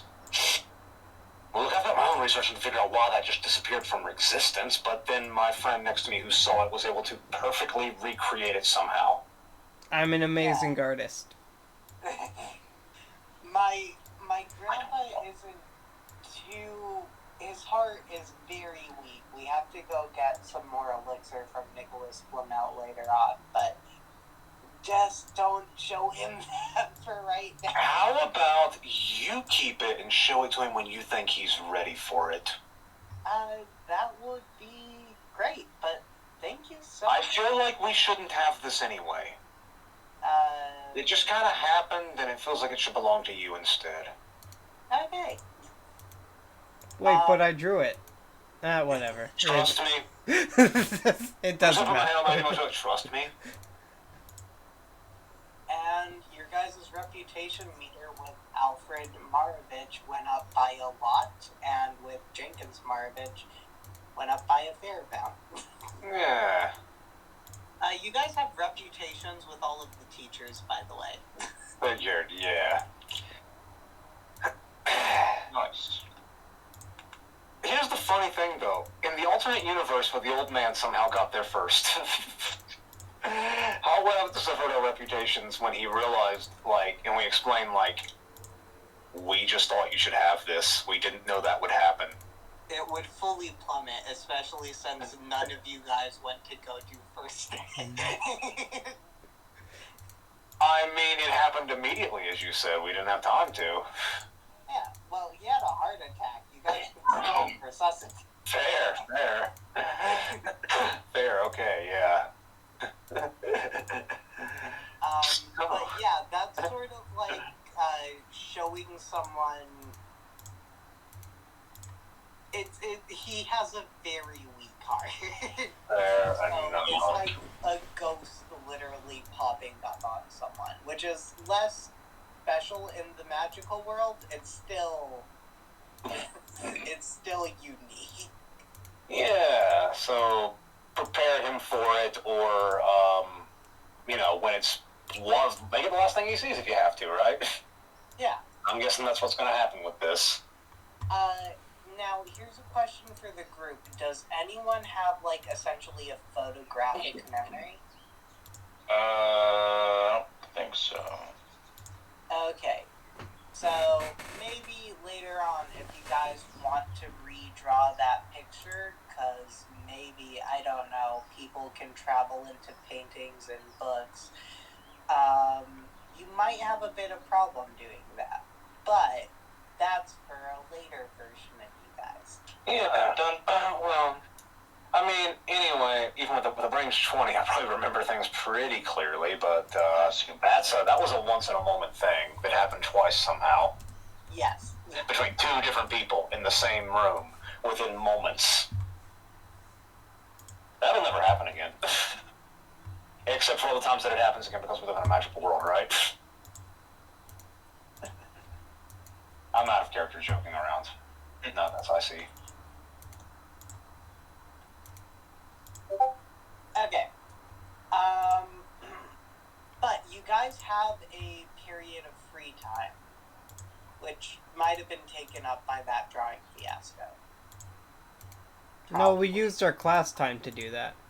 Yeah, the last few minutes of class time when the teacher was done talking. Yeah. Okay. So you guys still have a free period. Yeah. Are there printers in the school anywhere? You know the answer to that question now. So basically A12's room and eventually mine by the end of the day, probably, if James comes back in time. That's the only places they would be. I am not funding an electronics lab. I am not funding an electronics lab. I am not funding an electronics lab. Hey, Winslow, could you fund an electronics lab?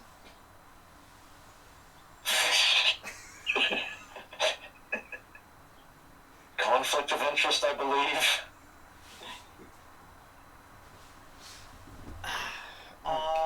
You guys could repair your relationship with the groundskeepers because while they no longer hate you, they still don't like you.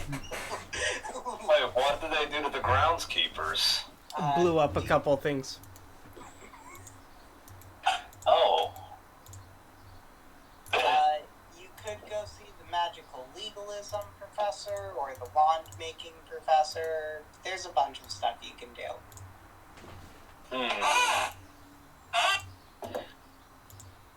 You guys could go play a wizard sports game. Wizard sports are the one thing I know nothing about, honestly. You could also go look for some extracurricular activities. That sounds fun. Let's go to the forest. That's not an extracurricular activity. Why the forest? Because the forest has fun stuff. I'm gonna need you to be a little bit more specific, buddy. False hydras, weird, like, godlike dream beings that make people piss themselves. I mean, I'm down for it, but reminder, the forest is forbidden. It's off limits. Yeah, but we've already been there once. Yeah, with teachers. Look, I'm all down for a little bit of exploration, but You're also down for breaking rules. And we when it would... makes sense to do so, or the moment requires it for the best outcome. Okay, fair enough. We won't go to the forest. Quant, were you trying to say something? I don't think so at this point. I think he was just a little bit scared of the forest right now, so he's just kind of... I don't know if we should do that, guys. It seems dangerous. I mean, we should prep for the funeral. I mean, like, I've never been to a funeral in a few years, so... Well, Are we going in our pajamas? Will they let us in if we go in our pajamas? I don't think anyone will say this. From Mr. no, Griffin? generally you would wear I don't really go to a lot of these. I try to avoid them. I'm not great at this type of situations. Okay. Not suits from Mr. Griffin. We did, but we also brought pajamas, like silk pajamas for him in case we could. Because the suits were for the party, the tea party. Oh, yeah. Also, you traded a favor from your dad for that. Yeah, a favor to my father for a bunch of free stuff, yes. Did he ever cash in on that? No. Oh. All I can say is Winslow's a suit ready to go. Nice.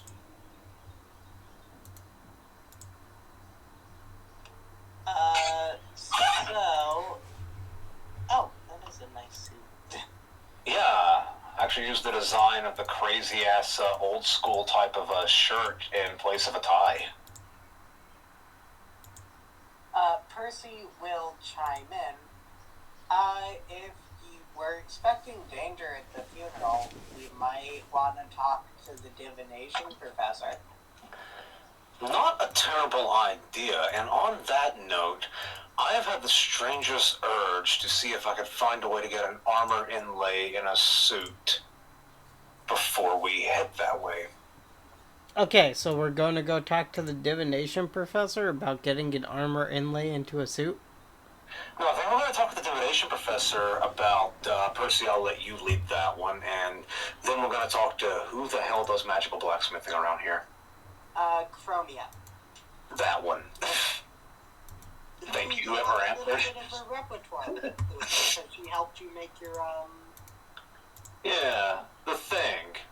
Yeah. And that would also mean that Susan has probably contacted them at some point with the, if they found a way to get that sorted out, to get the business rolling, and let them in on it, because they helped come up with the design. They at least get enough, they at least get shares, you know? I think, Chromia would actually be on the way to the divination professor, because the divination professor is in one of the high towers of the school. Because she's a divinator, so... Diviner? So we're just walking to the divination professor, and we just run into the other person we need to see along the way? Yeah. Well, so essentially Chromia's classroom is on the way from the history classroom to the divinator classroom. Ah. Oh, I thought that we'd bump into him in the halls. No. Oh, okay, yeah, I'm thinking we'll get him on the way back, you know? Let's go to the top of the tower, have a rest on the way back down the stairs. Okay, got it. Yeah.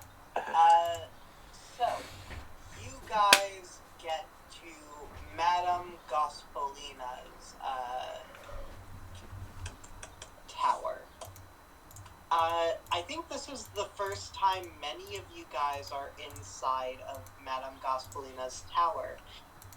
She is a middle-aged Romani woman with a beautiful red headscarf and rather curly long brown hair. She has a platter of Romani desserts out, and her entire room is filled with like eccentric rugs and crystal balls. There's a smoke station. You can see a bit of magical weed, probably sourced from Mary Jane. Nice. A tea station, but just myriad of different ways that one can tell the future. Along with a stack of tarot cards in a glass case, which seems to be put prominently on display. Which, if anyone wants to give me a brains check on those tarot cards, you can. I think Winslow's eyeing the magical weed bowl. Like, all I've got's the regular stuff. Okay, I'm gonna take that as a no. No one wants to give me a check on the tarot cards. Yep, But Madame Gospolina is currently sitting at her crystal ball, and immediately, before you guys even manage to grab the knob for the door, she uses a magic spell to open it, allowing you guys access in. The one that I cannot divine, and his friends. How are you doing today?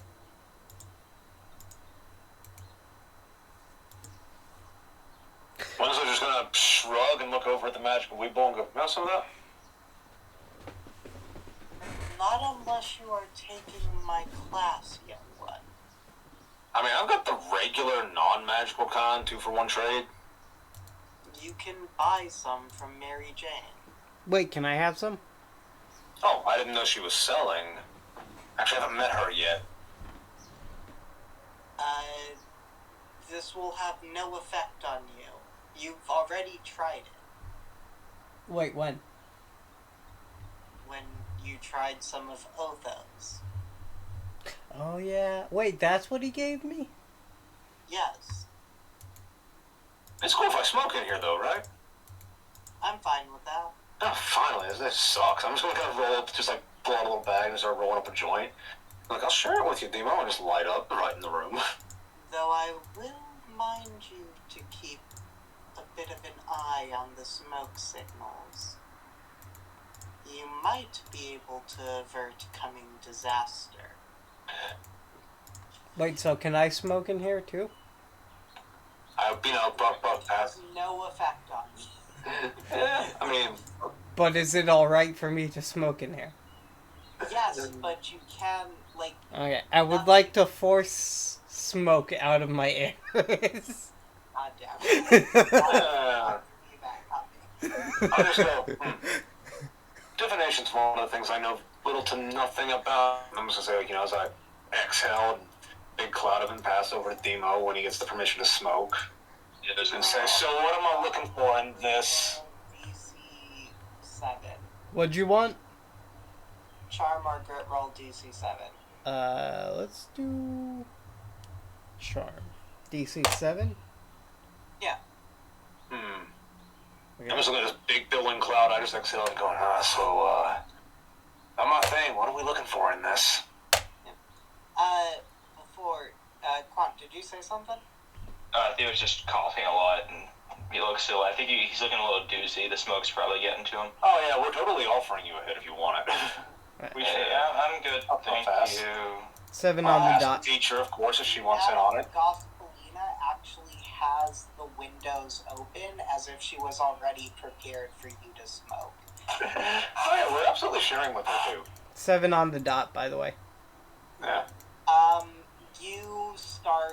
You can describe what occurs.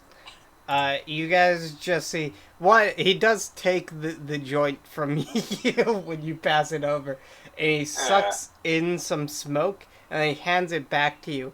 And you just see smoke start to crawl. And when I say crawl, I mean like it actually kind of forms arms and legs and crawls out of his eyes, mouth, and ears. And then it just floats off as it dissipates into the air. Man, either your body's really weird or this is some much better shit than I thought. And take another hit. It could be a combination of both. Yeah, so then take another hit, just blow out, and a little extra poof to make the cloud expand, and look over at like the divination light and go, so what am I looking for in this?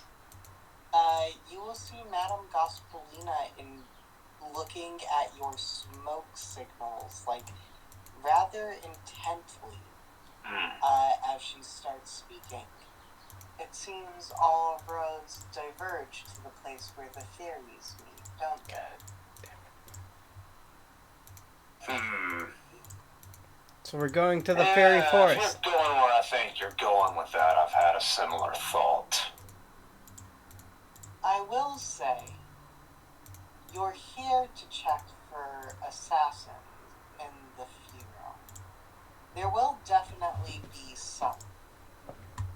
Though, if you can make it to Thuasa House, it might be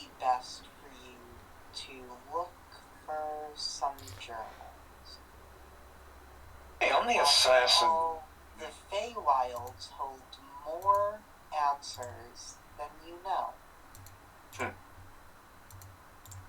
So, on that assassin note, armor suggestions? Armor suggestion. Go with your gut feeling. Chromia's not that busy today. So to shrug, standard package then. She will keep looking at some smoke signals that actually are going around you, Theo. Ooh. Which are the ones that are coughing you, making you cough. Yep. I'll try to make you some brownies next time, buddy. I didn't know the smoke bothered you. I'm just gonna move close to the window and like usher Demo over with me. You see, like his eyes are like watering a little bit. The smoke from Demo has not let up, even though he hasn't taken a hit from your thing in a while. I was thinking, I offer over 2 or 3 hits. So. Child, I think the affliction to which you are seeking remedy for, you have to first find the group that created it, and then you will be able to fully remedy your situation. He goes for like eyes go wide. Oh. Where can I... don't know what it is, though the number 5 keeps appearing. 5 dreams locked away. Oh. So we have to go break your dreams out of prison? Wait, why are we breaking your dreams? It doesn't I matter. don't know. Let's go break your dreams out of prison then. It might be prudent to learn what he's dreaming about at that. Dreams currently have fairy roots. Oh, it seems like a lot of stuff's going down connected to the Feywild. How do we get there? I have the hottest idea. We're gonna figure it out. Oh, I mean, When we get there. That's fine. Wait, Interesting. we'll figure it out when we get there? I will It's- give you one noticeable hint that I have said before. Though this one's more common knowledge. Thomas Thuasa's mother was known for her participation in the Tranquil Thuasa Trading Company. Thomas Thuasa's father was known for being the magical minister in charge of interdimensional affairs. It's a group that doesn't find much work in today's world, since the separate dimensions are off limits. But it sounds like if you wanted to go to one, he might have the notes for you. So in other words, he got paid for doing nothing. On the other hand, my dear rabbit companion, you might find some answers to maternal problems in the Feywilds. Well, like I said, I've had suspicions. I will tell you this. A woman is always running in the visions around you. It's not a woman that's going for you, but one that's trying to protect you.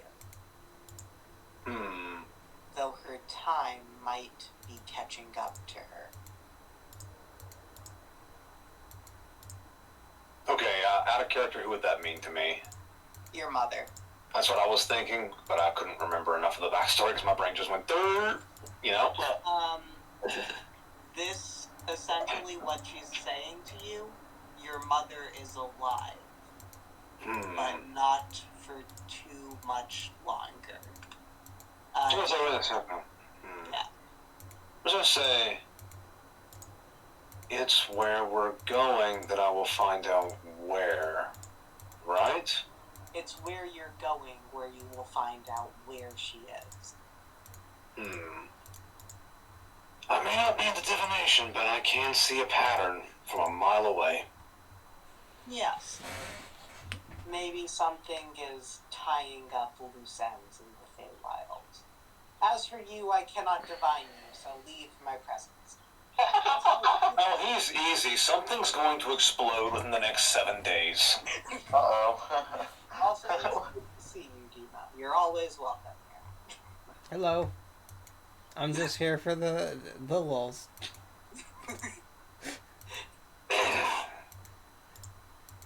I will note, the person that she said she's not able to divine's presence, you guys already know she's not able to divine Demo.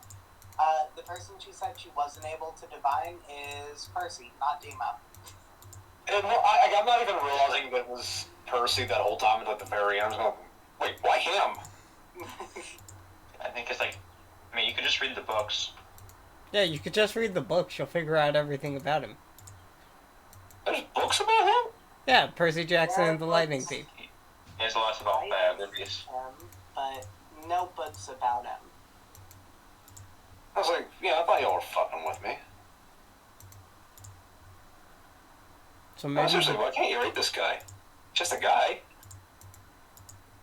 Because books are obscuring, words are already obscuring his future. Oh, wait, you mean because he shares a name with a book character that got really popular? I don't know what you're talking about, but that might be the cause of it. Would that mean that there's a... Would that... For someone with similar magic to that to learn what's going on there. Wait, would this mean that, like, if you met a person named, I don't know, Marty McFly, you would have just a big blur around them because there was that whole Back to the Future trilogy? Maybe, but I don't believe so. You would have to have a magical entity connecting the two things. Oh, what the hell connects a book that Nomad just wrote with some guy? Names have powerful meanings, but in this case, it seems like something intentionally is obscuring your future, past, and present with words, based off of a book series. If you want to crack into that, you might want to look at, I don't know, someone who's from a book. Or what you're saying is if we ever encounter anything that is heavily concentrated entropy moving at a highly unnaturally fast rate, we just throw Percy at it and run away. absolutely. I don't want this to be a plan. That's Percy. Where's the name we go? Look, the odds of that happening are about the same odds as the goldfish appearing next to you because of quantum mechanics and not magic. Or the odds of a tiny sun appearing on your desk and falling through the floor. Yeah. Which It's more like heard us before. I said because of not magic, but quantum stuff. Don't worry, I don't think we're gonna have some kind of Higgsville collapse happen. We gotta yeet you at to save the world. Yeah, don't worry, Percy. We probably won't kill you to save the world. I'm just joking. I'm just gonna laugh. I have no idea if he understands like physics references. I'm over here with a person who reads the chicken bones talking about quantum mechanics. What the hell's happening?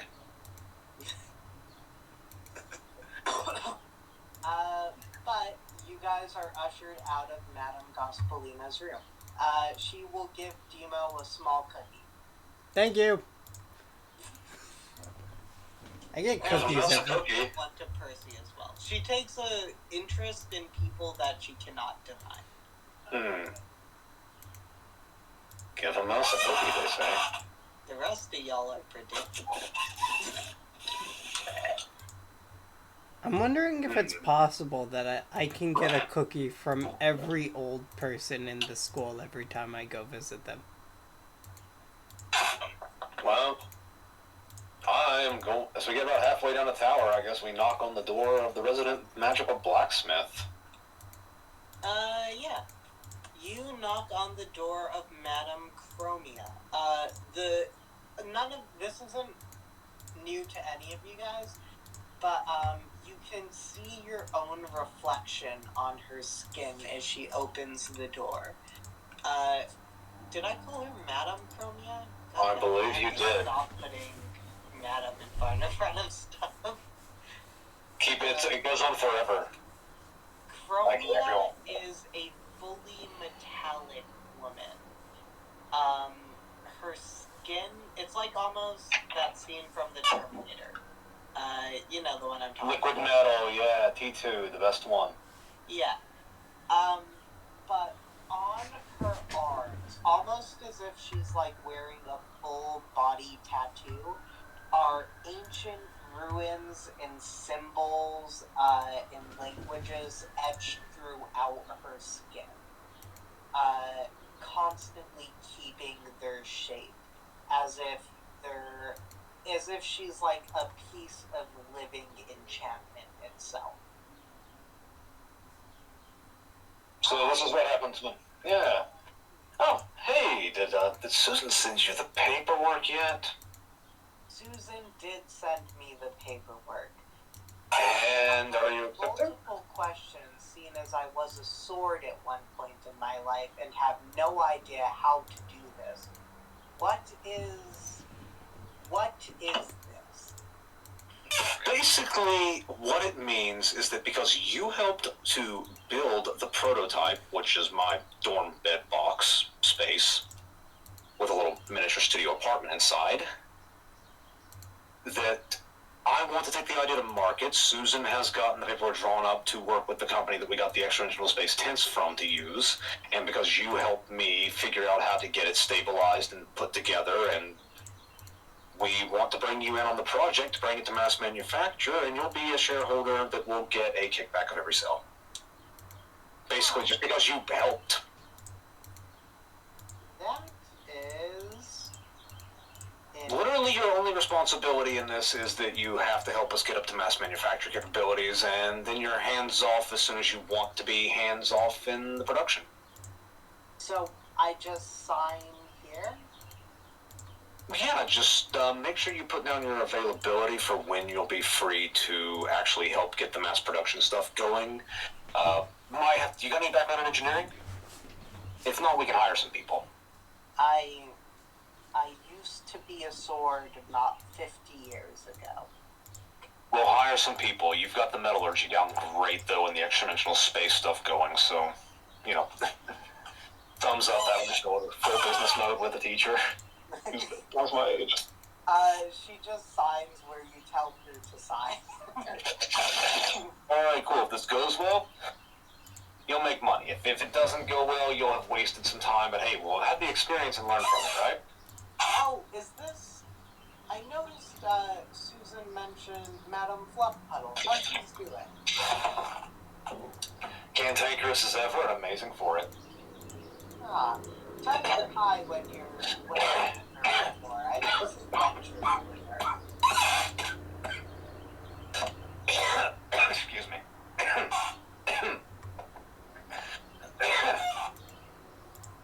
I'll let her know. The other thing we're here for is...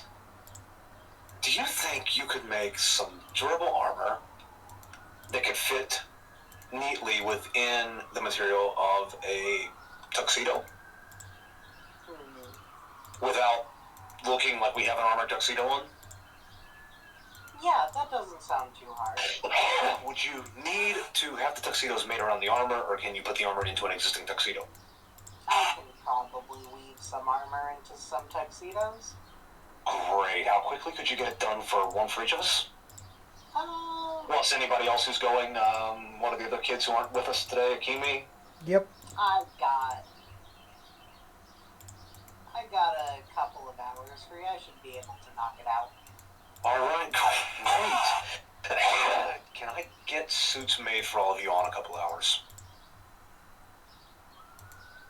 Okay. Okay. Alright, great. Any of you have like a design you want in mind for the aesthetic side of it, or I'm just going to use my baseline and just you tell me what colors you want?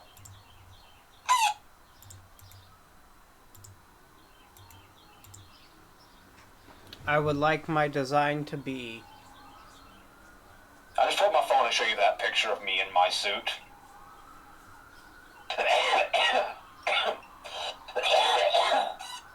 So that's the baseline. The shoes do come in flats. Oh, actually, you already have a picture of the suit. It's further up in. Yeah. Yeah, it has like blue accents, but for the most part, it's a fairly regular suit. Yeah, Laszlo's just saying, like, if y'all don't have something already in mind for yourself, that he will just use his suit model as a baseline, and you just tell him what color accent you want. Yeah. Okay. As you guys are leaving, if any of you look through the door to see what Chromia's doing, you can see her with a block of some sort of durable alloy that you don't know. And she moves her fingers across it, controlling it as if it was water. In like she has full control over it as she starts literally weaving a metal undercasing to these suits.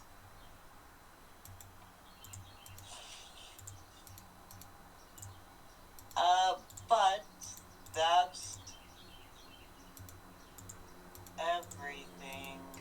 So you guys attend a few more classes, and eventually, like, enough days pass to the point where you guys have to start preparing, like, it's the day before you have to leave for the funeral, and that is where we will end today's session. No. Well, thank you for running this as always. Yeah, you're welcome. I'll grab some food. Any comments, questions, or concerns? Well, I'm always very concerned for my character, but I'll leave it at that. Phones. Short ass cables. I'll catch you later. See ya. See you next week, Quan. See ya. Still going. All I'm hoping for is that is some good ass metal. It will be extremely good metal, especially because I'm probably going to be sending assassins in the double digits towards you guys. Yeah, so basically what, are they gonna come at us thinking we got just like maybe some silk suits on and find out that, oh no, that's fucking like Beskars? Yeah. I'm probably literally going to roll a D100 and see how many assassins are sent after you. So...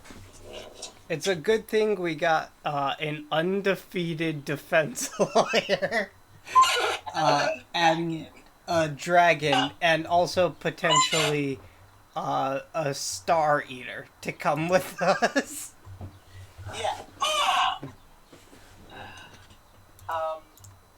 Essentially, Winslow's aunt was when like, this is a perfect opportunity to be rid of something. And she's pumped in so much money into this. And Laszlo's just calling in favors and collecting basic resources. Yes. As an Like, aside, how much have I probably spent on this? I probably like what, $500 total. Yeah, I mean, calling in favors from Susan and a dragon is an amazing team to have. yeah. And I mean, Susan's literally just in it because, hey, you want to come with us for the possibility you may get to kick the shit out of somebody, and also I'll pay you if you want. Yeah. As an aside, I am now at November 16th, 2021 in the Cult of Ducky channel. Oh, you went to a new channel? I went to 2 new channels. I finished T-Pass. Oh, cool. I'm done. But I'm done. I finished.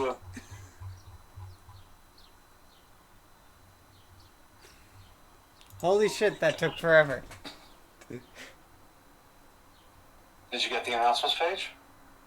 No, I general, I did the 3 main things.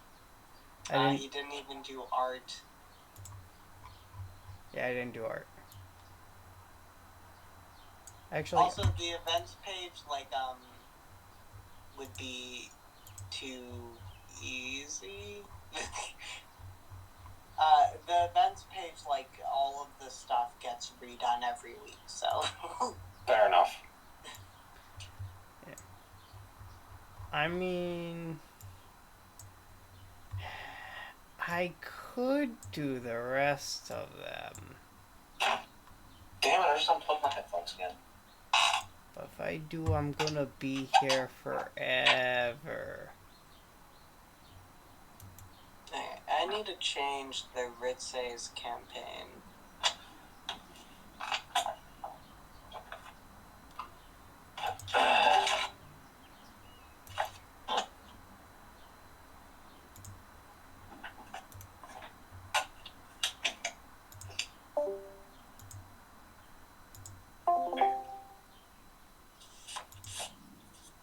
I see you understood that I was fuxing with something that was probably not coming to distract me.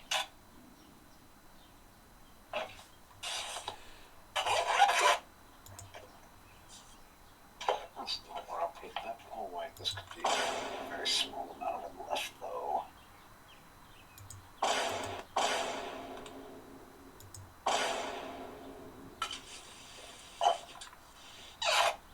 Okay.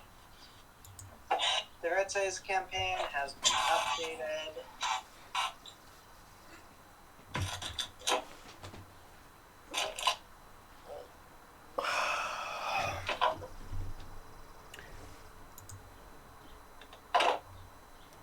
I don't think I will do the rest of them.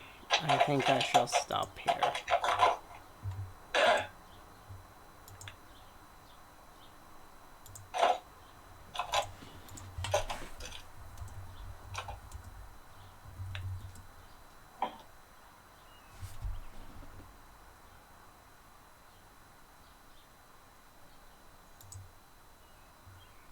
There we go.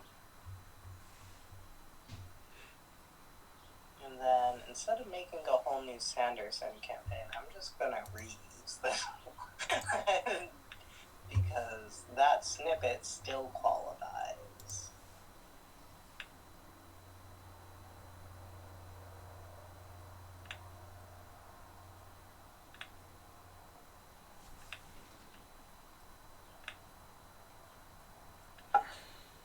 Okay, god damn it, get untangled from my fucking chair, Cable. Hooch, be nicer to your cable. I will be nice to the cable when the cable becomes nice towards me. These are my terms. Then you have resorted to war. The chair started it. I'm only asking for it to stop. I beat Assassin's Creed Origins 2 days ago, which I hate myself, but I did it. I pushed through it. I gritted my teeth. Which one was Origins? Origins is where they decided to just start throwing in a shit ton of RPG mechanics to the point that you could no longer assassinate 80% of the major targets of the game because they would have been a higher level than you. I don't think I played that one. Yeah. Well, recommendation: don't ever. It's terrible shit game. For shit people. The only reason I played it is because I did enjoy the Assassin's Creed series and I want to know the story and everything. I was invested enough in the story that I care still about the story. So I forced myself to play it, and it was a terrible experience, and I'm going to force myself to play Odyssey, and that'll be an equally terrible experience. Is Odyssey? Which one is Odyssey? Odyssey is Greece, and it's worse than Origin. Okay, because I'm going to tell you where I stopped at. I played the first one, which honestly had some problems. It was good. Yeah, it was. I played the second Assassin's Creed 2 and Assassin's Creed 2 Brotherhood. And then there was whatever the fuck it was that came after Brotherhood, and something about it just didn't resonate with me, and I quit playing it. It was Brotherhood Revelations, the one with That's old it. Ezio. Yeah, it's the one with with old Ezio. Yeah. Yeah, that was Revelations. I didn't like Revelations. It wasn't. It was a bad game at all. It was just something about it just didn't hit right. Yeah, it was just like awkward. Yeah, I couldn't quite figure out why either. That was the worst part. Yeah, but so if I was to go Assassin's Creed 1, it's not a perfect game, but it is very good. I actually do enjoy playing it even to today. Assassin's Creed 2, I love that game. That game's dope. Brotherhood, I really like that one as well. I think 2 is better, but Brotherhood was nice. Revelations, as we mentioned, it's awkward. It's like off in a weird way. Like the gunplay in Battlefield 5, you can't quite figure out why you like it less than Battlefield 1, but you do. Yeah. And then there's after Revelations was 3. Yeah, it was 3. And 3 it's fun. They like changed up a bunch of stuff. And the combat's still like okay and everything. It's just like the story goes on a bit long and it kind of grates at places. And also, if you like stayed up with the kept up with the trailers and everything, they released the whole story for that game, all the story beats for that game, before they released the game. Like, if you watched all the trailers, you've been like, I know every single thing that's going to happen in this game. Why would they do this? God, I hate trailers like that. They don't come around as often as you think they do, but when they do come, oh boy, do they come. Yeah. Then, then after... Goddamn headphones. Then after Assassin's Creed 3, it was Black Flag. And Black Flag is honestly the best pirate simulator game I've ever played.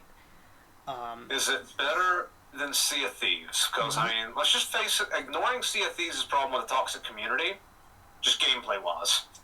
Yes. Yeah. It has good combat. And then it's like when you're actually on your ship, that stuff's fun to do. You can raid naval vessels. You can go into the ocean and go diving for treasure and stuff. It's a very fun pirate simulator game. But at the hop off. I'll talk to you next week, Gooch. Okay, bye. See ya, Nick. See ya. So like, barring the fact that it's a very good pirate game, it made it so it's not the best Assassin's game. Oh. It's like, if you just take away the assassin element and you're just Edward Kenway, the pirate, running around murdering people, that's so much fun. But then, like, in the story, you keep getting reminded that's like, Edward, you have to be honorable. We want you to become an assassin. And you're like, I don't want to be an assassin. I kind of want to shoot this guy in the face and take all his money. So, you know. And you can tell Edward feels the same way until, like, the very end of the game where he's like, I will become an assassin. And you're like, this is a little out of left field, but whatever. Yeah, they just gave up. It's like, fine, fuck it, I'll do it. Just shut up. As long as you send me after rich people. That's kind of what it feels like. And then there was Rogue, which is one of the only games from the Templars' perspective where you play as Shay. But that one is just like a rehash of what they did in 4, Black Flag, except done a little bit worse. And also, like, the story is the only thing that changed there. Everything else was just pretty much ripped directly from 4. So it makes it very unoriginal and hard to choke down. And then you get to Unity, which was just an absolute buggy mess when it came out. Borderline unplayable for some people. I heard. I remember the backlash. I had some fun with it, but I realized why some people didn't like it. And then after that was Syndicate, which was also extremely buggy, but also it's like everything's so wide that's like you have to use the zip line to get across to places, and because of that it doesn't feel like an Assassin's Creed game anymore. You want to talk about some crazy shit that don't feel right? Do you remember the original No Man's Sky and how it played and everything? Yes. I still have a copy of like No Man's Sky release version somewhere on my hard drive, I think. They made it better, but like how it released was unacceptable. Oh, it's not even the same game anymore, honestly. It's like that game was the tech demo, you know? Yeah, pretty much. But anyways, and then you get to Origins. In Origins, they threw out all the combat system that they used and everything, and they brought in a lot more leveling. So it's basically just an RPG now. I liked the combat system. It was that old school kind of, you know, snap, dodge, move around, attack when they have an openings thing. Yeah. It was like Dark Souls easy mode versus a group, right? Yeah, pretty much. And it's like I really like the combat system in a bunch of the Assassin's Creed games. I actually adore them. And then it's like when you get to Assassin's Creed Origins, you're just like it's like my character doesn't hit nearly as hard. It's an Assassin's Creed game, a great game about assassins where the majority of people you attack in the game cannot be assassinated in one hit. Because unless you have like a leveled up Hidden Blade, and even if you level it up to max and you're max level, sometimes it will not kill a person because reasons. I hate that. That's terrible. I hope they got rid of that in future games. I don't think they did. I haven't played Odyssey yet, but I don't think they did. In fact, I think it's worse in Odyssey.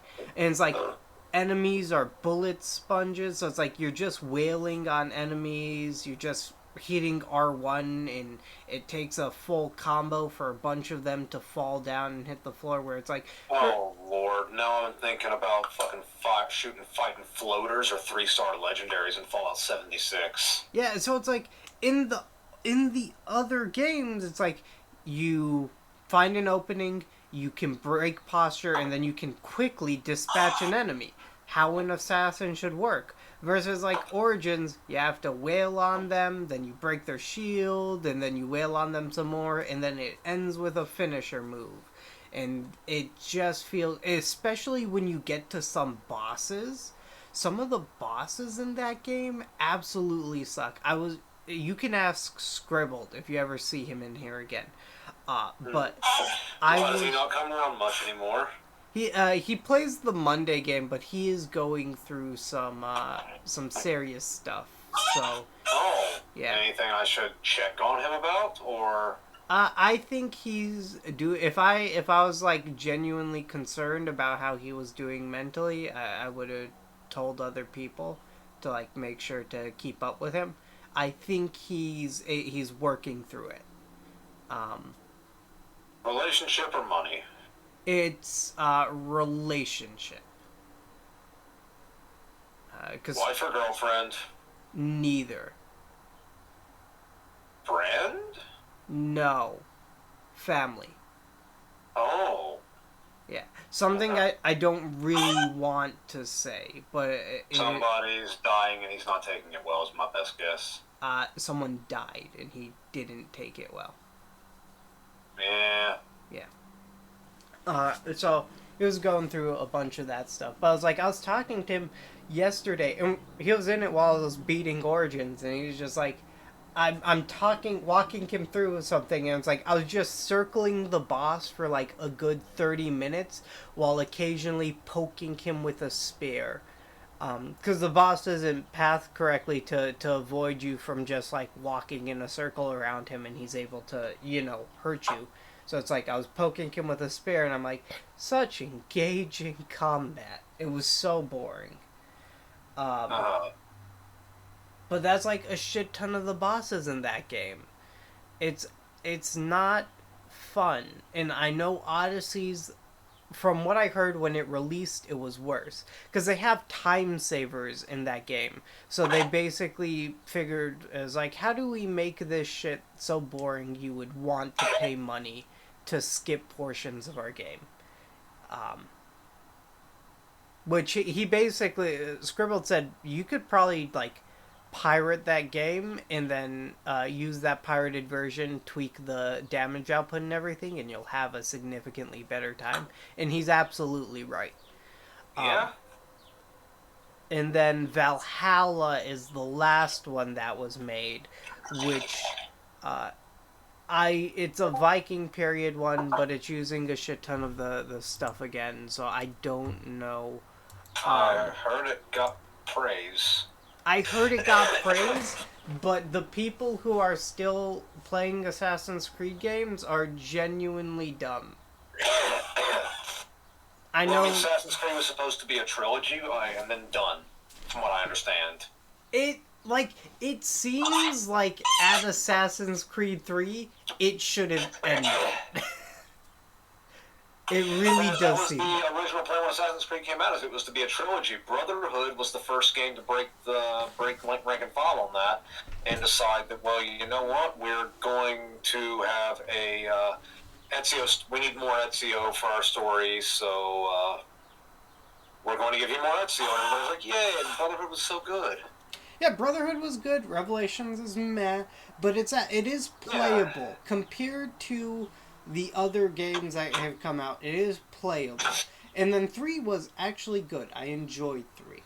And it's like, it seems to be at that point that they're wrapping up the story, because that's where Desmond dies, the main character and everything. And then 4 came out, and you're like, okay, it's fun, like, it's nice and everything, but the Abstergo plot, where it's like you're out of the Animus, is boring, and it's not needed. The Assassin's Creed that I was looking forward to was going to be the third Assassin's Creed, where you finally come into the modern era as Desmond, as the assassin. That's the one I was wanting, and I'm so sad that I never really got it. You know? You do get to play as Desmond in the third one, in the modern era of it. Yeah, but then they just kind of ran the series into the ground by making it a cash grab. And once I found out that's what they were doing, I didn't care about getting the third one. Yeah. But, yeah. So that's my favorite. And it's like, one of the bigger things about Origins Odyssey, is like, when I was playing it, I was talking to Scribble, and it's like, I know how 1 and 2 and in Brotherhood, and 3 and 4 were. I know that those games were awesome, and I enjoyed them, and I beat them multiple times. They're fun. And the fact that I'm looking at those games, and then I look back, and I'm playing this game right now, it means I see how this game could be better if they tweaked things like damage, allowing you to kill enemies quickly, allowing you to have more control over the situation without stats and shit. In the fact that it's like you can see that, it made me more pissed. Because it's like you can see how the game could be good, but they just didn't allow it to be good. Huh.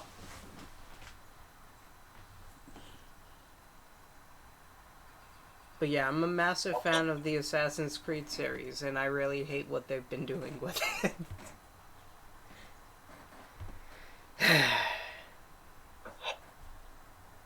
How have you been going? How have you been doing? I exist. Existing is nice. Yeah, I've just been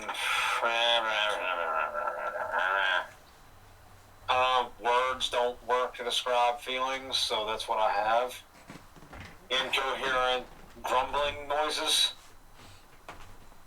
Well, incoherent grumbling noises are always fun, although a little confusing. Yeah, because they mean a lot of different things to a lot of different people, Yeah. and sometimes they're the same noise. And sometimes all the things they mean to everyone aren't necessarily inaccurate. And sorry if I get a little quiet, I am playing Fallout now. And it's a noisy game. There's an event going on. It's almost over, though. I could try to stream it if you want. 76? Yeah. Do you play that? I think I have the ability to. But only on PlayStation. Oh, PC. I've been trying to get into more games on the PC, but Look up, do you like Battlefield and COD and other shooters? it depends on the type. I like Battlefield more than like other ones. Occasionally I'll play a COD game, but more often than not I like... Look up a game on Steam. My roommate found this the other day, and I'm thinking about grabbing it when I got some spare cash. It's called BattleBit. Or, I think it was a BattleBit. It's basically, it looks like a super cheap game. It'll run on fucking anything, but it's basically like Battlefield with like super low poly blocking graphics.